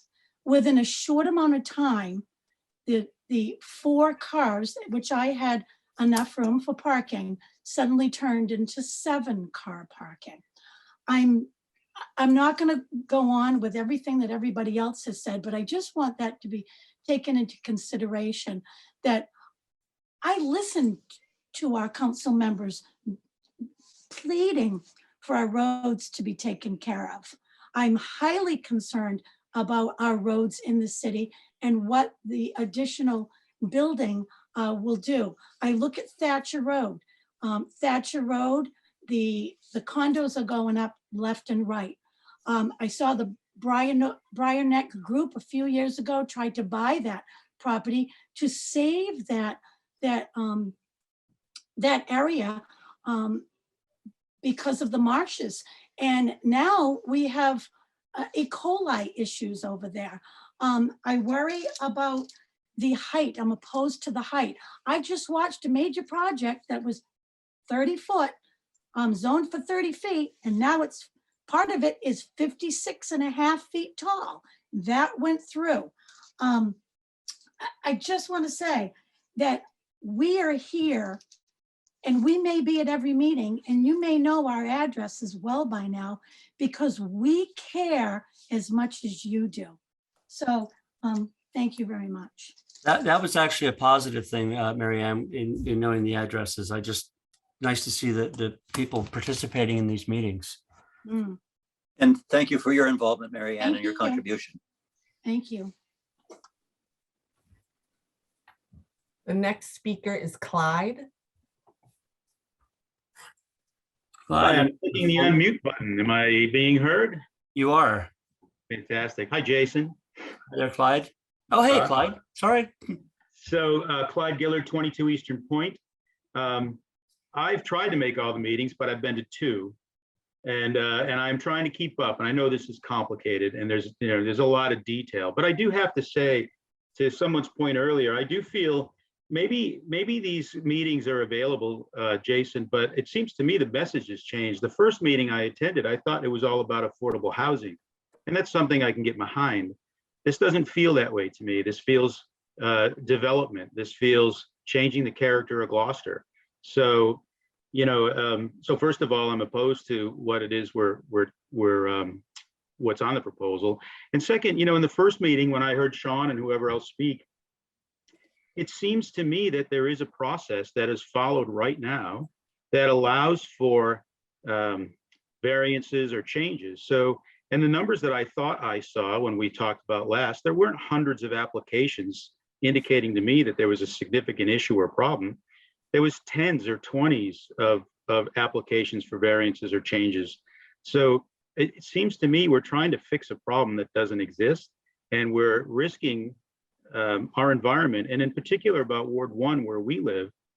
I'm surprised and frankly concerned that there is no impact study being done, because these changes do impact Eastern Point, where our roads are some below sea level, where we're not like some of the other towns that Sean mentioned as comparisons. This is shoreline living, and it's a different environment. So I think that these changes would have dramatic impacts. And if nothing else, before anything should be passed or considered, there ought to be some consideration for how this impacts our shoreline, our neighborhood, the views that we have, the facilities that we have here. So I'm a little disappointed and certainly opposed to any of these changes until someone can tell us that there really is a long-term, I think it was Bob Gordon said it earlier, 10 years is, that's the long horizon. So, and we ought to be looking much further than that down the road. So I appreciate the time and the effort you guys put into it. I was the secretary of the Eastern Point Association for 12 years. So I do have, as someone spoke earlier, some experience to the traffic, and it was not good then. The woman that just spoke with having 2 cars turn into 7 cars, that's the kind of scenario that we are inviting by some of these changes. So so that's registering my thoughts. Thank you for working so hard and so long into the night. And I'll stop talking now. Scott, could I just make a quick clarification? Because I think Clyde mentioned it, and several other people from out on Eastern Point have mentioned it. I just want to make sure it's understood that the proposal for RC40, which is predominantly Eastern Point, that on the other side of Farrington Avenue and out along the Magnolia Shore a bit, is only to allow 2-family by a special permit through the ZBA. It doesn't, it's not opening a door to any by right development. Any proposal that happened out there would have to go through the ZBA process, neighborhood input, et cetera. And it's, again, going back to the chart, and I can clarify for this how we got to such a low number, hopefully by the time P&D gets to this, but it's, there are only 11 compliant lots as it stands that would be able to exercise this special permit option. And again, they would have to do so meeting all of the other requirements of adequate septic. And if you are on a septic system, I talked to the health director about this. It's not an easy process to convert from single to 2 because that triggers a whole nother layer of a shared system. It's not an easy get, and I don't anticipate it actually adding a lot of units. That's really not the focus. I don't think there's going to be, as Gordon said earlier, I don't think there's going to be any affordable units developed on Eastern Point. It was put in as an amendment to allow the possibility of a resident in RC40 if they chose to try to build a 2-family home. And again, going back regarding the presentation, I tried to correct earlier that if there was a miscommunication in that first presentation that we were talking about deed restricted affordable housing with these ordinances or with these amendments, that was a miscommunication of some sort, because as I said earlier, we dealt with inclusionary zoning, which is specifically deed restricted housing, with our amendment that was passed by the city council, the new inclusionary zoning amendment passed by the city council last spring. And this has always been about more moderately priced market rate units also, which I don't expect to appear out on Eastern Point or the back shore or anywhere like that. We're really targeting more modest homes, current single family homeowner who decides to add an addition to either supplement their covering their mortgage, supplement their retirement, provide housing for a adult child, or housing for senior parents, to provide that. And to a lesser degree, hopefully increase some of the more moderately priced rental stock. But again, we weren't targeting RC40 for either affordable housing or greater development. It was just sort of bringing them mildly in line in terms of that special permit ability for them to exercise it if they want. My anticipation is that no one out there wants to build a 2-family home. So that's an assumption. I would also say that I'm not sure why you have to reduce the lot size by 40 square feet to 20 square feet. And if the impact is only 11, then why bother at all? Why not handle it through the process that already exists? No, there's no reduction in lot size for RC40. I think I'm sorry. Well, that's on your slide, right? It went from a 50% reduction in lot requirements from 40 square feet to 20. That's R40, not RC40.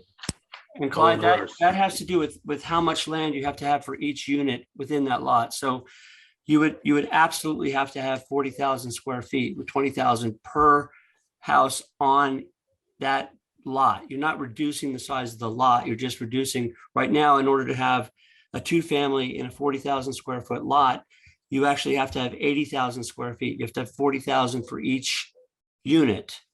And this just brings it halves the amount of land you have to have per unit, but you still have to have a 40,000 square foot lot. Sure.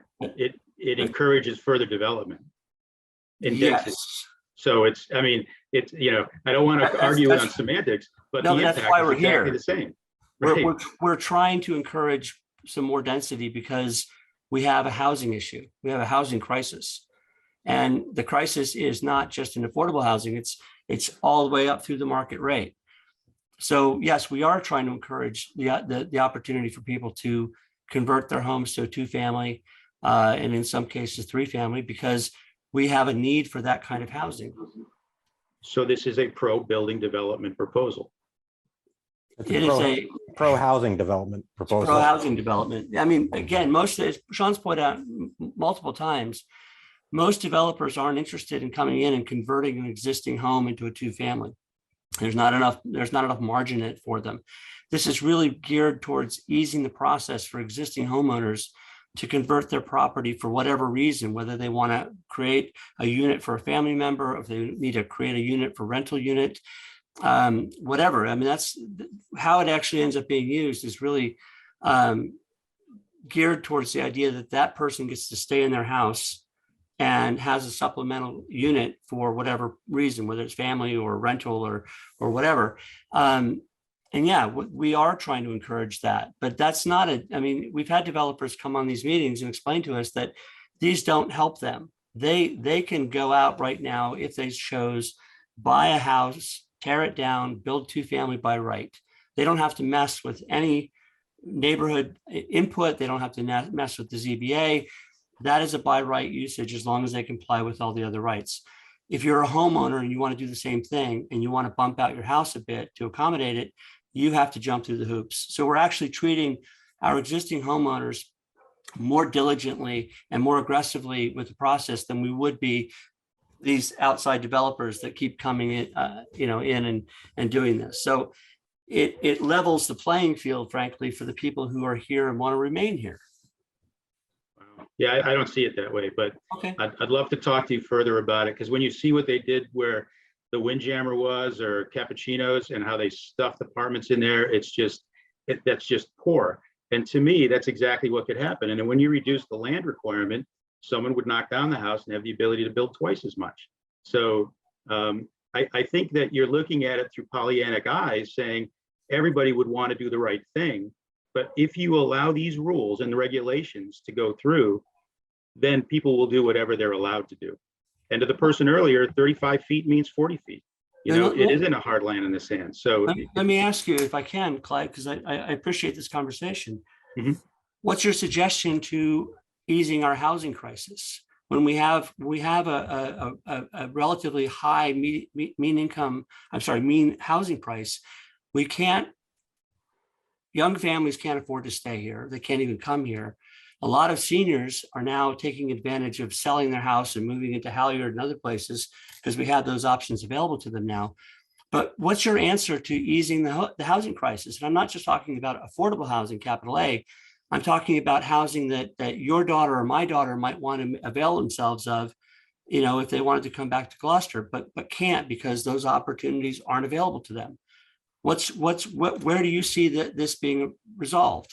Yeah, so I mean, there's two questions. There's stock and there's cost, right? So on the cost side, to me, the reason we have our house and the reason our neighbors have their house is because the people that had it for 40 years couldn't afford to live here any longer because the taxes went up too high.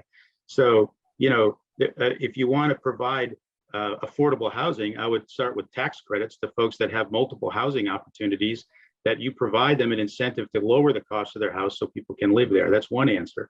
The other answer in terms of the stock, I mean, I haven't given it a lot of thought, but I would love to have an active debate about it.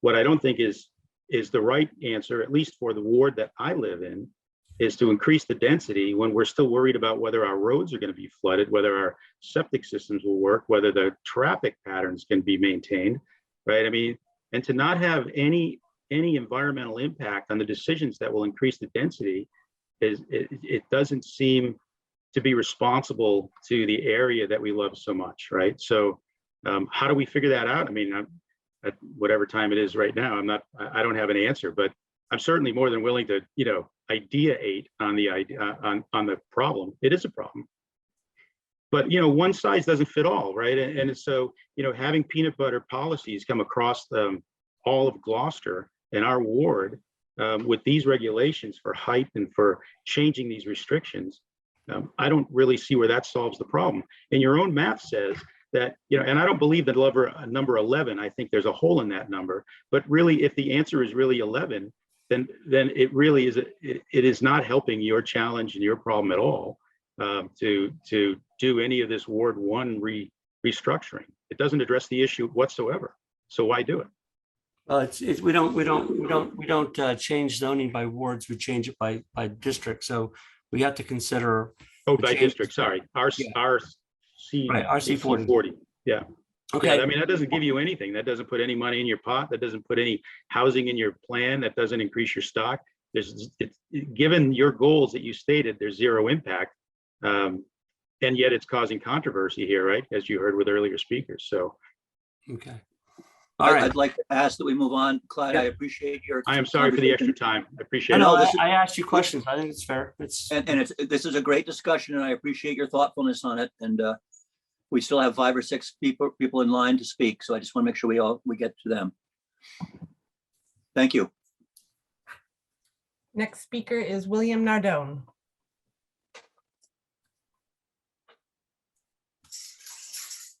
Welcome. Sorry.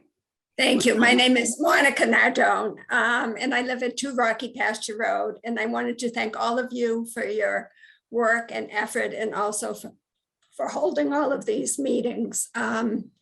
This is my first time participating. I was very impressed when you listed the stakeholders that participated in the planning and development process. I think I did have some reservations going into this meeting. I think by and large, my reservations I've been reassured about the plan overall, and I think that there are many positive aspects to the plan. I think that it's really important to think about our seniors, the sons and daughters of our moderate and middle class income families who can no longer afford to buy in Gloucester and have to go further out. So there's any number of stakeholders here whose voice by and large hasn't been represented in this Ward 1 meeting. And I think it's important that we take the need to address the housing needs of all of our residents, and particularly the small A affordable housing units, as well as the moderate income housing units. So thank you, everybody, for your hard work.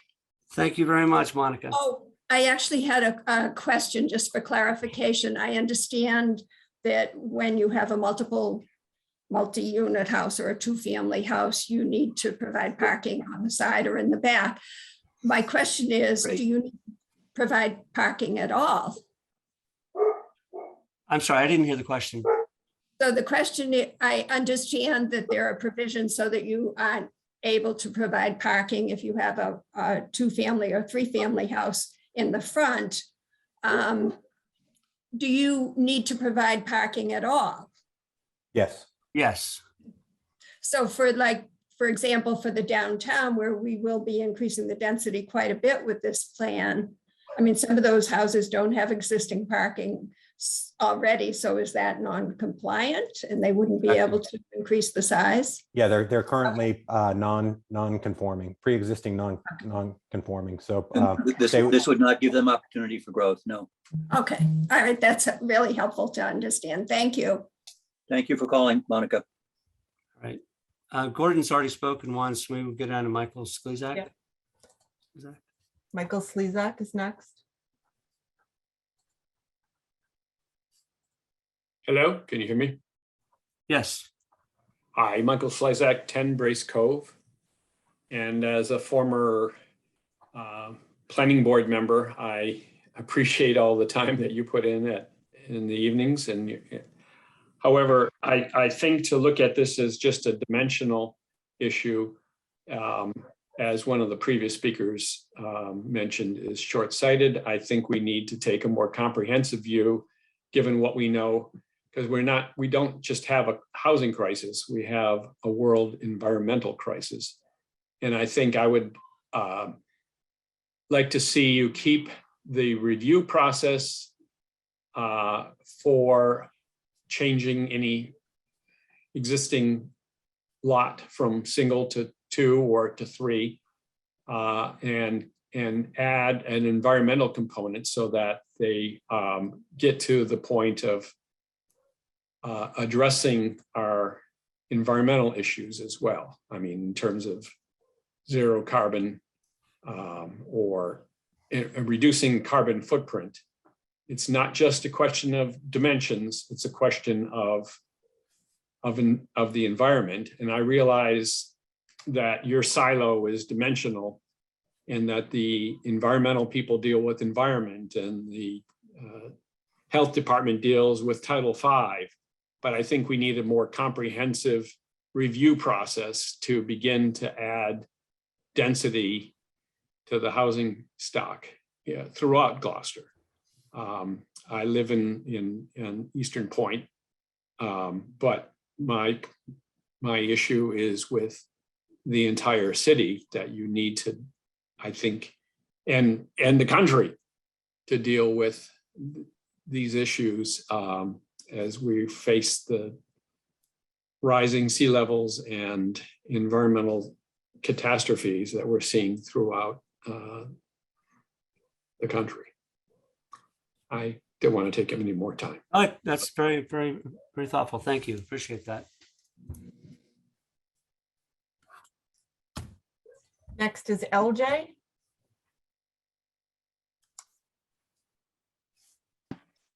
Hi, Lisa Rigsby, 3 Taylor Court.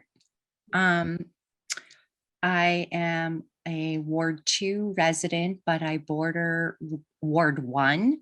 And I first want to thank Councilor Memhart, because you are now a tightrope walker, balancing very different needs in very different wards. It's been really interesting to listen tonight, and I was able to listen in on another ward meeting slightly, but this particularly impacts me, especially as I have spent a third of my life in Ward 1, and I do understand some of the issues and comments that were raised tonight. I just have to start by saying, and again, Mr. Henry, thank you so much, that the comments regarding the MBTA community and TOD initiatives, I don't understand why there is a continual refusal to address this. I've actually gone to other communities like Newton, Ipswich, Rockport, Reading, Hamilton, and everybody is sort of integrating. Everyone's, our entire state are making zoning changes right now, and it's part of the conversation. And I still don't understand the reticence in bringing these two things together. I agree so much with what I believe it was Councilor Gross said. This has been going on for years. Yes, we see the 2017 plan, housing plan.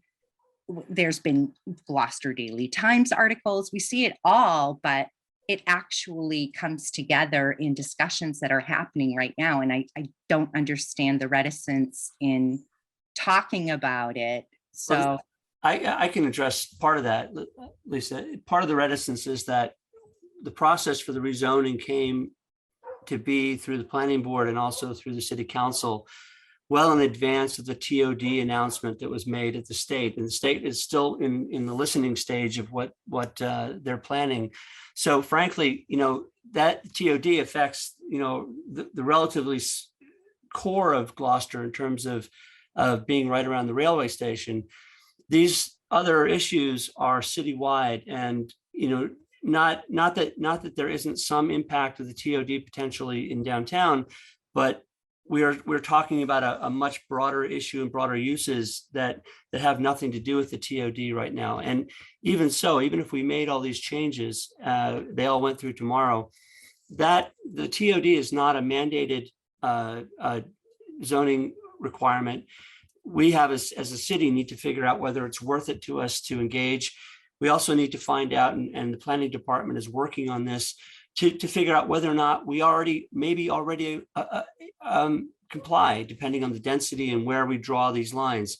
So we are going to be having a meeting. We've just asked the planning board and the city council to have a joint meeting with an update from Greg Catamatori, probably the very, very beginning of March, to give us a general overview and update as to what's happened, because things have been changing even from the, when it was first announced, and public comment has caused some adjustments in the state's thinking.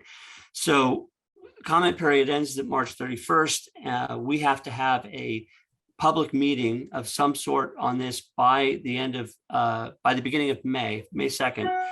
The actual implementation of the TOD doesn't even take effect until the end of 2024. So we're trying to resolve these short-term, they're not short, they have long-term consequences, but these issues that we're dealing with right now, we feel have to be resolved regardless of where we go with the TOD, if that makes any sense. It's not that they're not completely separate, it's just that they're not completely joined either. Thank you so much for that. And I mean, I do understand what you're saying, but the TOD study happened in conjunction with our 2017 housing production plan. So that also has been going way back. If you look at that plan, which Mr. Henry was involved in, they're sort of intertwined. And are you referring to the 2013 study that 2016 or 2017 production plan? It was in conjunction with the TOD study. I read it myself, and it talks a lot about by right, and that is something that blanketing over all of our zones we're talking about. And I'm not saying that impacts every single zone, every single ward in our city, but it all comes together. The need for more housing, which nobody disputes. I'm not so sure about that. Well, some people may, but in general, most people agree that based on the way our populations are, the availability of housing stock, how we need more senior housing, more moderate housing.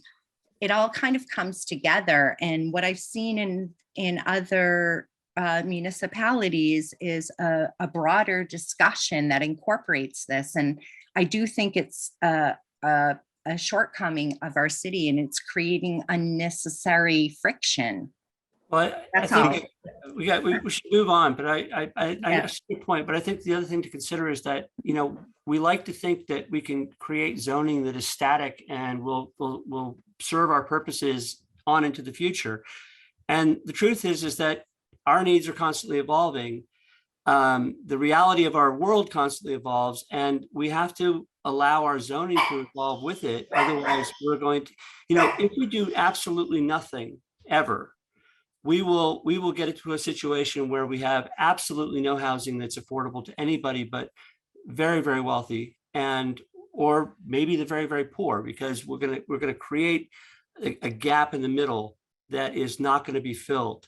And that's going to have tremendous consequences to the character and the very existence and soul of Gloucester. So, we're not in a position where we can't just not do something. We have to constantly be monitoring how this impacts, what the effects are long-term, and where we have to adjust. And if we don't change, if we don't respond to that, we're really, really going to mess with ourselves.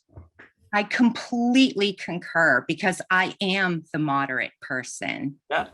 I live in Ward 2, bordering Ward 1, which is why I'm on this call tonight.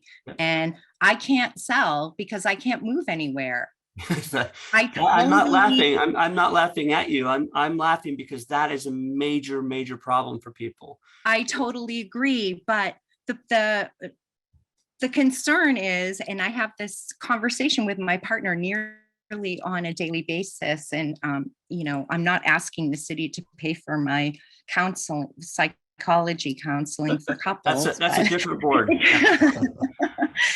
But like when it's left up to, when I see sort of the redevelopment, the development and regeneration that's happening in my ward, it's not, there's like the low income and then people who sell and they're cashing in, and it's not necessarily people who are trying to expand to keep elders like in-house, right? To age in-house or to accommodate young people. It's like sell and get out, make the money. And I don't know, I think like developing moderate housing is kind of a different kind of conversation, because it doesn't matter. We see what happened on Thatcher Road and those 3 developments that went up, and the developers were forced to create a small percentage of affordable unit, but everyone wants to cash in. I've seen it on Wheeler's Point, where there's like been an old house somebody sells and then it's condoed, or Ferry Hill, Wolf Hill. I move around a lot on this island, but I've also seen a development where a friend had that very purpose and went through the zoning process and now accommodates her aging parents, herself, and a sibling who could not ever afford to buy in the city. And it went through a process that was, I feel like, right, sort of righteous in a way. Like that's the purpose of zoning, and that's the purpose of our ZBA. If we just blanket and make it, we're going to see people just selling, and then it's going to go at market. And I'm not sure it's going to create a moderate housing opportunity for me. That's all. Okay, I know it's going on, but I also, if you could do me a favor and contact me, my number is on the website. My email is my name. Contact me and let me know what it was you're reading that you see a correlation between the MBTA and what the housing production plan was. I'd love to know that. Offline. Okay. And I'd love to do that. Yeah, definitely offline. And I'd love to talk to you more at length later about this. We have one speaker left who hasn't spoken. Okay. I think, should that be it? Thank you, Lisa. Peggy Lou. Peggy Lou. Peggy Lou. Hi there, I'm Peggy Cullen Matlow, 10-Way Road. I don't have a lot to add. People really covered all the ground. I guess I am against these proposals, and my biggest issue is the traffic congestion, the condition of our roads, which is, I go down Brightside every day. It's like a trail. It's just horrendous. Beach Street, Moreland, these are my roads. I busted out 4 tires a few years ago on Beach. And I understand there's this issue with private roads and public roads, but to add more traffic on these roads, Way Road is falling into the swamp. It's just literally crumbling away. And, it's a private road. We're going to have to fix it. It's not going to happen. So I think that has to be addressed before we start adding more housing density, and also the sewer system. We have a very antiquated sewer system here. We have, I think maybe the only one in the state, I think, that has the single process instead of the double. So I just feel like we're not ready to add more density. I really feel like there's other questions that need to be addressed before we go forward. And I'm also curious, it seems like I get a feeling from Jason for sure that you're definitely for these proposals, and I'm not really sure where Scott stands, but I'm just curious, does a conversation like this sway you at all, or do you just go through with, your stance, or how does that work? No, I'm participating because I'm very interested in what people have to say, and we're definitely listening. I do have viewpoints, and I'm not going to shy away from the fact that I'm the reason I ran for city council in the first place was because we have a terrible, affordable, lowercase a problem. And I look at my children who are now in college and graduating, and realizing that not only could I not afford to move here based on what the cost of the properties are, my children can't come back to the house, to the community that they grew up in. And I think that that is a real tragedy when you think about what people talk about as the character of Gloucester, is the long-term generational roots that have been developed here. It's not just the pretty landscape. Let's be honest with you. You can get pretty landscape all up and down the coast. Okay. I lived in California. You got pretty landscape all over California. It's not just the pretty landscape. It's the people who are here. And if we can't preserve the folks who live here, who make Gloucester what it is, then really what's the point? Because you can have Martha's Vineyard here if you want to. It'll probably be about 15 or 20 years, and we'll lose a lot of the character that makes Gloucester who it is or what it is. So that's my position. And I agree with, I'm sorry. no, I just feel that even incrementally, if we can make changes that encourage the development of some modest housing, which is, there's been a lot of focus on Eastern Point, and I think Sean was correct to say, the reality is there's probably not going to be much change on Eastern Point.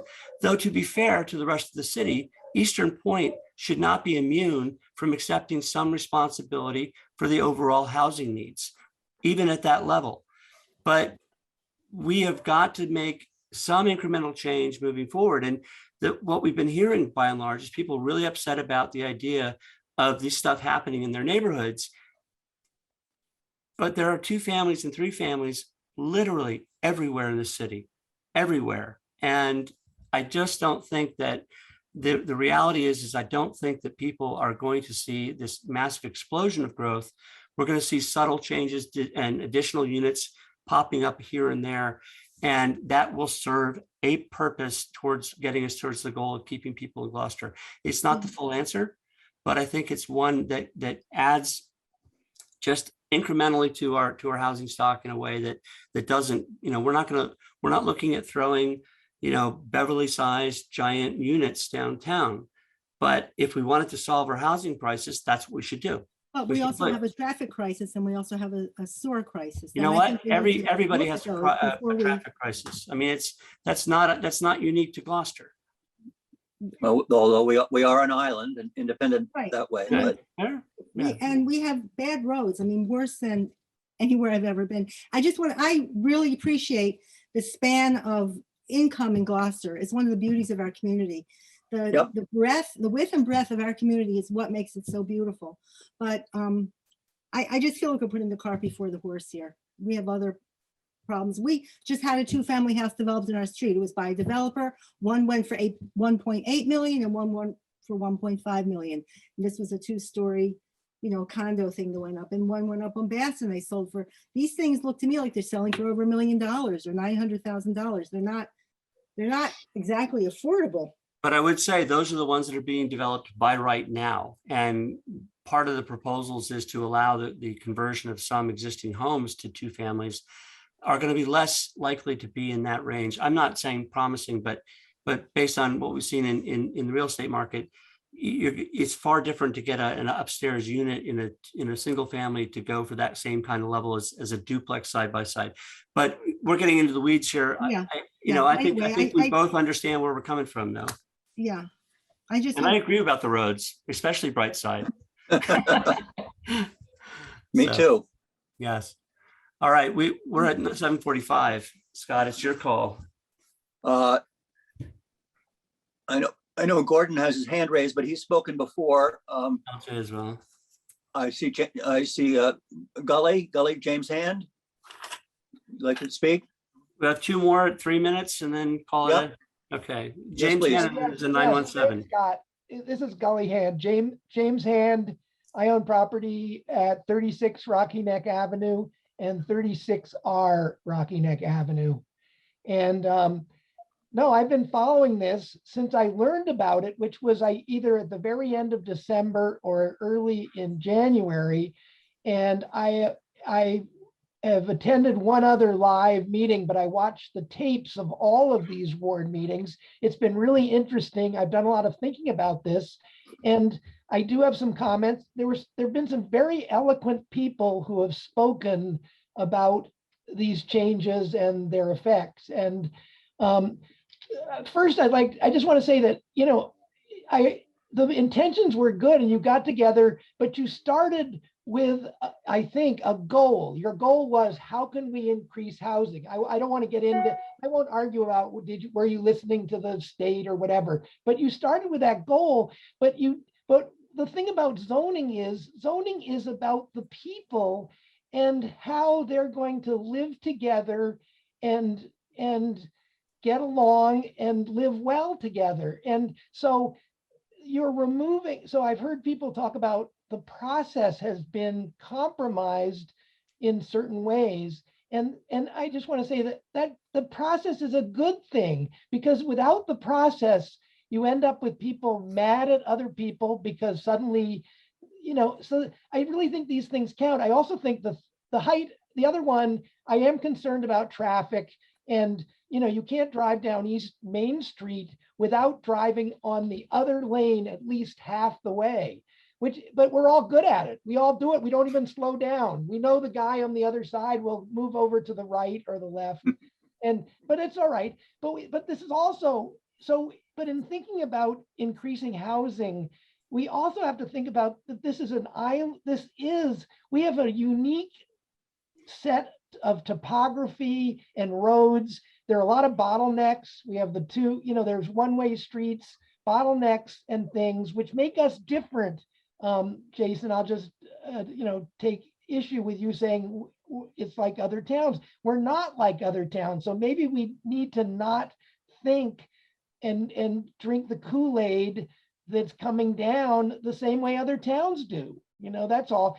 And you know, it's going on tonight. I agree. I'm really against the height. I've fought a lot of battles. You know, across the street from me, there's a 30-foot house that if it went to 35 would be a giant thing towering over the street. I realize it's non-conforming, it would need a variance, but it's an example of something that hasn't been discussed which is the character of where we live, you know, and the scale. Like, you know, bigger isn't necessarily better. And I don't think many of us feel that. So the smaller scale is nice, and raising these height limits is only going to make things more unappealing. So I don't know. I know it's the end of the night. I think but I also want to say that the people who've spoken against, I'll go back to Lisa. The other day, this was maybe the first meeting, she talked about, you know, the tangible and intangible elements of views. And views are, Sharon wasn't sure, but views are protected in our ordinance. The land court judge who sided with the developer and against the city council at the 116 East Main Street, even he admitted during the trial that views do count. So they do count. And I think by an automatic 35 feet does have an effect. It's sort of like someone in Ward 5 made a nice analogy saying that all these houses in Gloucester were all sitting like in stadium seating, you know, theater. Well, it's almost like, well, if you award the person in the front row the ability to wear a 2-foot high top hat, then everybody behind him has to stand up to see the movie, you know, and sort of what, you know, to protect one special interest there. I can understand you're wanting more multi-housing because of the extra height, but the part about protecting the rights of people who live in the tidal zone, frankly, maybe they need to just lose a story and go up on stilts and stay the same height. You know, why do they aren't entitled? FEMA doesn't entitle them to anything. I know our zoning board has taken the position that that's the way it is, but that scares me too. And it needs to be fought at some point, I think. And it was fought over in Wingersheek when the judge, in the Superior Court judge, you know, overturned the decision to grant that 35 feet or 40 feet or whatever. So I don't know. Anyway. We're going to wrap up, Gully, and we got one more. It's the 917. And this is it, right, Scott? Yeah. I turn into a pumpkin. At 8 o'clock, I go bright orange and turn into a pumpkin. So yep, and we'd like to wrap up. So this is our last speaker this evening. Sorry, Gordon. Please introduce yourself. Oh, hi, my name is Catherine Ryan, and I'm in Ward 1 at Hi, 17 Catherine. High Rock. Hi. Sorry, what was your address? 17 High Rock. Oh, thank you very much. Okay, go for it.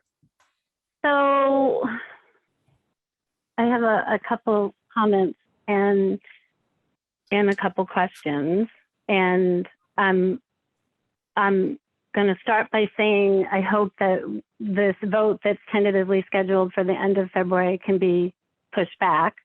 And I heard your suggestion about splitting it out over 3 days because of time constraints with listening and to make it easier to vote. But I think something that happens when people listening to meetings is they hear other comments, and even though it is repetitious to be on the side where you are listening to it, not everybody gets to hear everything, and it's powerful to hear it, you know, as a totality.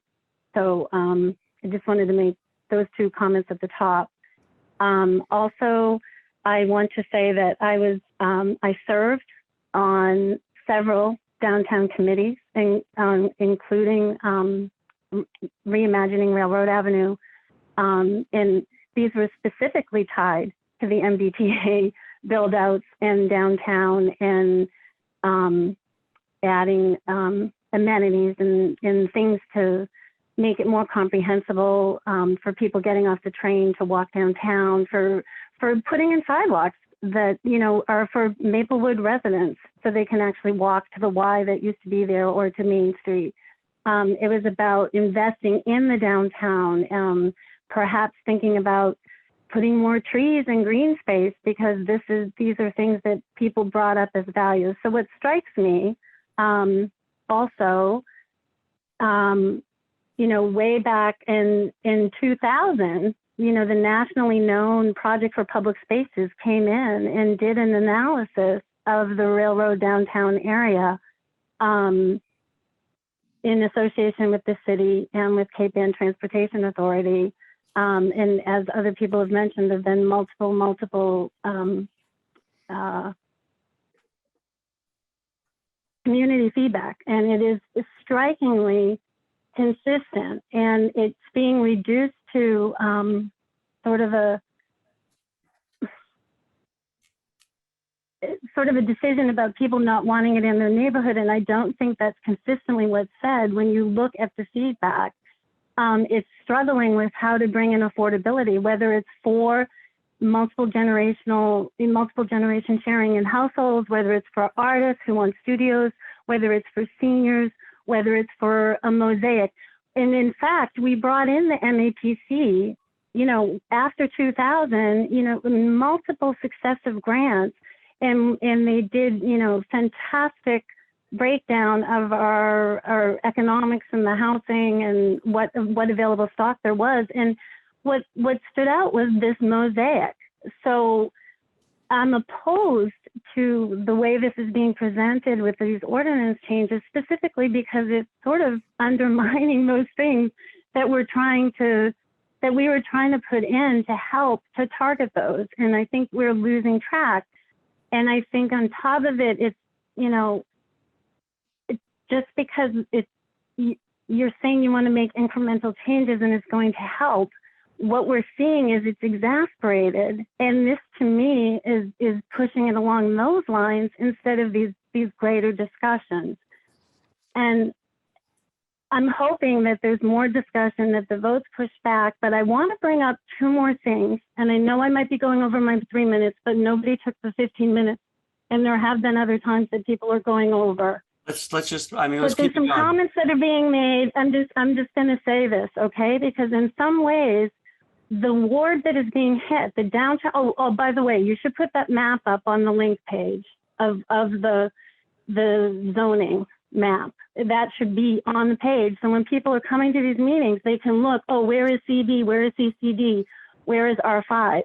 And I want to tell you, just in the past 6 months, the comments that I'm hearing are dominantly unfair for the downtown neighborhood. And I think we have to talk about it, because we're talking about making these decisions related to making it more fair and equitable across the city.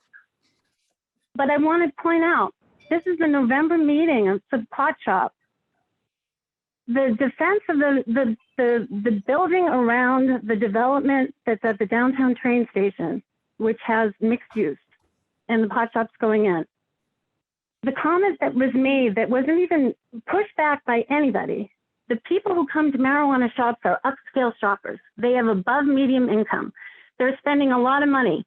These are the type of people we want to attract to our neighborhood, so they take the place of the people we don't want. That is at a city council meeting, and nobody said anything.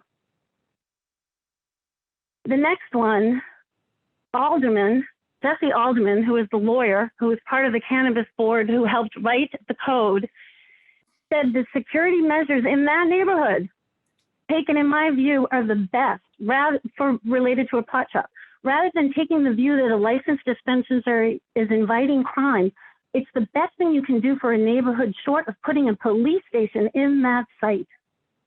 And I'm going to go back to this reimagining railroad that I was on. When people talked about what they wanted, when people talked about, housing and reimagining, it was profoundly the same as 2000 or 2004 or 1990. They were saying that they wanted to have emphasis on sidewalks, signage, street care, making it easier for seniors, bike rentals, safety, young families. They use terms such as soft and hardscaping, this variety, this nuance, maker spaces, lighting, trees, future businesses. Single stories, design is important, tying it into the environment, tying it into, it's such a full conversation, and it is specifically related to MAPC, and it is specifically related to development and building and getting investment. And when we were having these meetings, we were trying to get investment that was thoughtful, that was going to help bring in parks and trees and walking, not divorce that entire conversation. Okay. And these comments are really, really, really, in fact, they are in, Sean, they're in your article that you just wrote, your letter in the paper. I appreciate all your efforts. I was on these committees for years as well. We also on those committees have amazing help from all the city departments. You aren't volunteering with no help and useless hours like a million other committees. People volunteer and work so hard. I don't think anybody's made that suggestion, though. I think Sean knows. No, it very is. much how We're hearing this, and I've listened to every meeting. Every meeting says how much hours and how committed. This is decades of commitment, and the problem is getting exasperated. And I think this is a strong thing, and we have to talk about. It's not okay to use these descriptions as a defense of why it's going to be dominant in that neighborhood. The article that was in the paper last week said, don't worry, it's mostly not going to be in any of those other wards. Your charming neighborhoods, you use that word in that letter to the editor. No, the charm of those neighborhoods isn't going to be impacted. Right, So is downtown not charming? If we can let Sean respond. I live wrap it downtown, up. Catherine, and I love downtown, and actually downtown happens to be a priority of mine.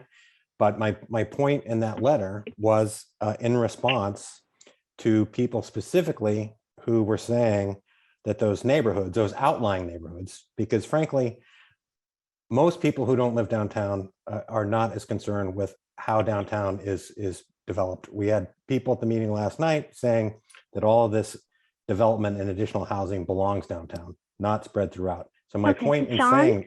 My point is, I've been on these meetings too, and have listened to hundreds and hundreds and hundreds of hours of people giving feedback, and I don't believe that to be true. And I'm telling you, in these recent meetings, I'm hearing comments that are really, really disturbing, including at the January Planning Board meeting, where we're starting to talk about tracking excise tax downtown to tie it to parking. So if it really doesn't need all the parking lots, we'll be able to track that by the excise tax And then also hearing comments from councilor members where they're saying all the height downtown is already high, so you can go higher down there because that's the density and that's the expectation. But it isn't. The mosaic and the variety is character. I'm not sure what meaning you're talking about with the excise tax, because excise tax is not in the purview of planning board. That discussion. It's not, but they're all but they are all of the same comments related to planning downtown, and the parking is part of it. And we have excellent parking help in studies in the past 10 years, which I'm happy to pull those out too if you need them. But I think the link to the MAPC thing related to the MBTA, multiple reports over the past 10 years can be linked. I think you need to put the map. And I'm sorry, but I'm so upset about the comments related to the downtown and the type of people we want to have downtown. And if that's the buildup, you know, we all know that both Shaws were both sold. You know, these conversations are about planning and affordability. And that's not coming through with these changes. And I'm sorry if you haven't seen those, but I'm sure you have. I mean, have you seen them? I would love to talk with you about this more. I'm not actually picking up on the particular points you're making tonight about the downtown comments or whatnot. But like I said, my telephone number is on the website, planning board website. You're welcome to call me anytime. I would love to talk with you more about this. I would love to talk with you about your experience on the committee looking at Railroad Avenue. Yeah. But at this point, I'm just not sure what I'm I think we do need it. We are past deadline. It is just past 8 o'clock now. So I'd like to wrap it up. Catherine, I do appreciate your passion and your commitment and your involvement. And I think that we'd like to carry on the conversation, but not this evening at this point. As we do wrap up, I'd like to mention that. Thank you, Catherine.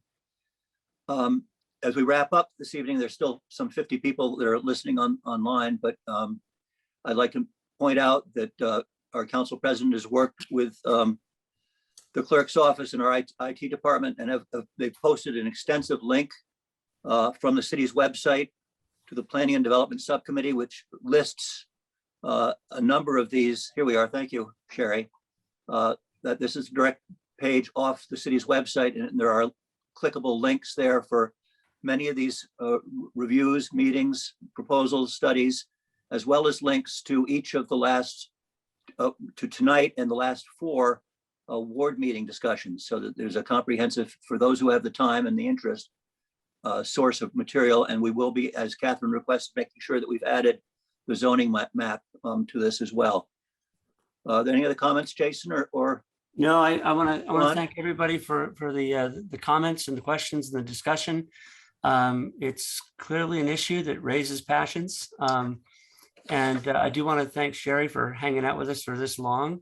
And of course, Sean, you know, battling through your current infirmament. We appreciate that. I do invite people to continue to pay attention.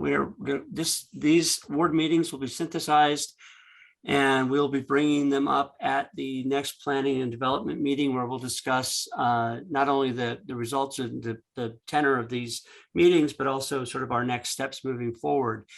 We are tentatively scheduled for the 22nd for a public hearing on this, assuming that we make recommendations out of P&D on Wednesday.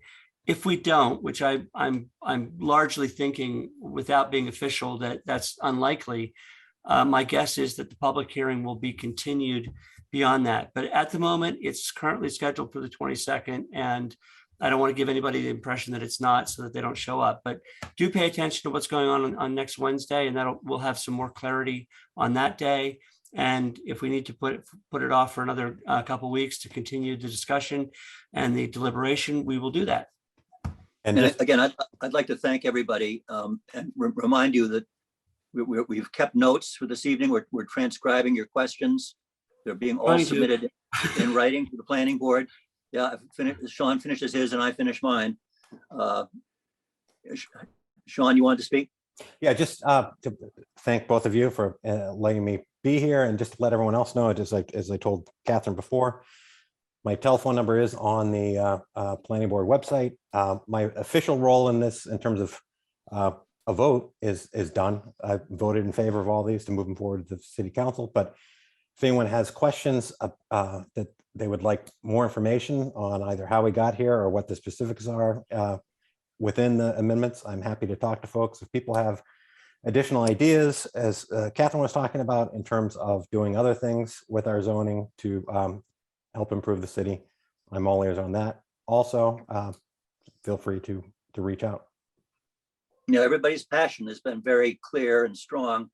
And the planning board and the planning development committee have tried to keep focused on the narrow amendments being proposed here. But as everybody very rightly points out, there are impacts and impacts. And it's important to try and take as holistic and comprehensive a view and about how this impacts quality of life and sewer and water and infrastructure and resiliency. That's not in the purview of these specific ordinances that were being considered, the zoning regulation changes, but it needs to be in the big picture of things. And that's what's come across loud and clear again this evening. Very good.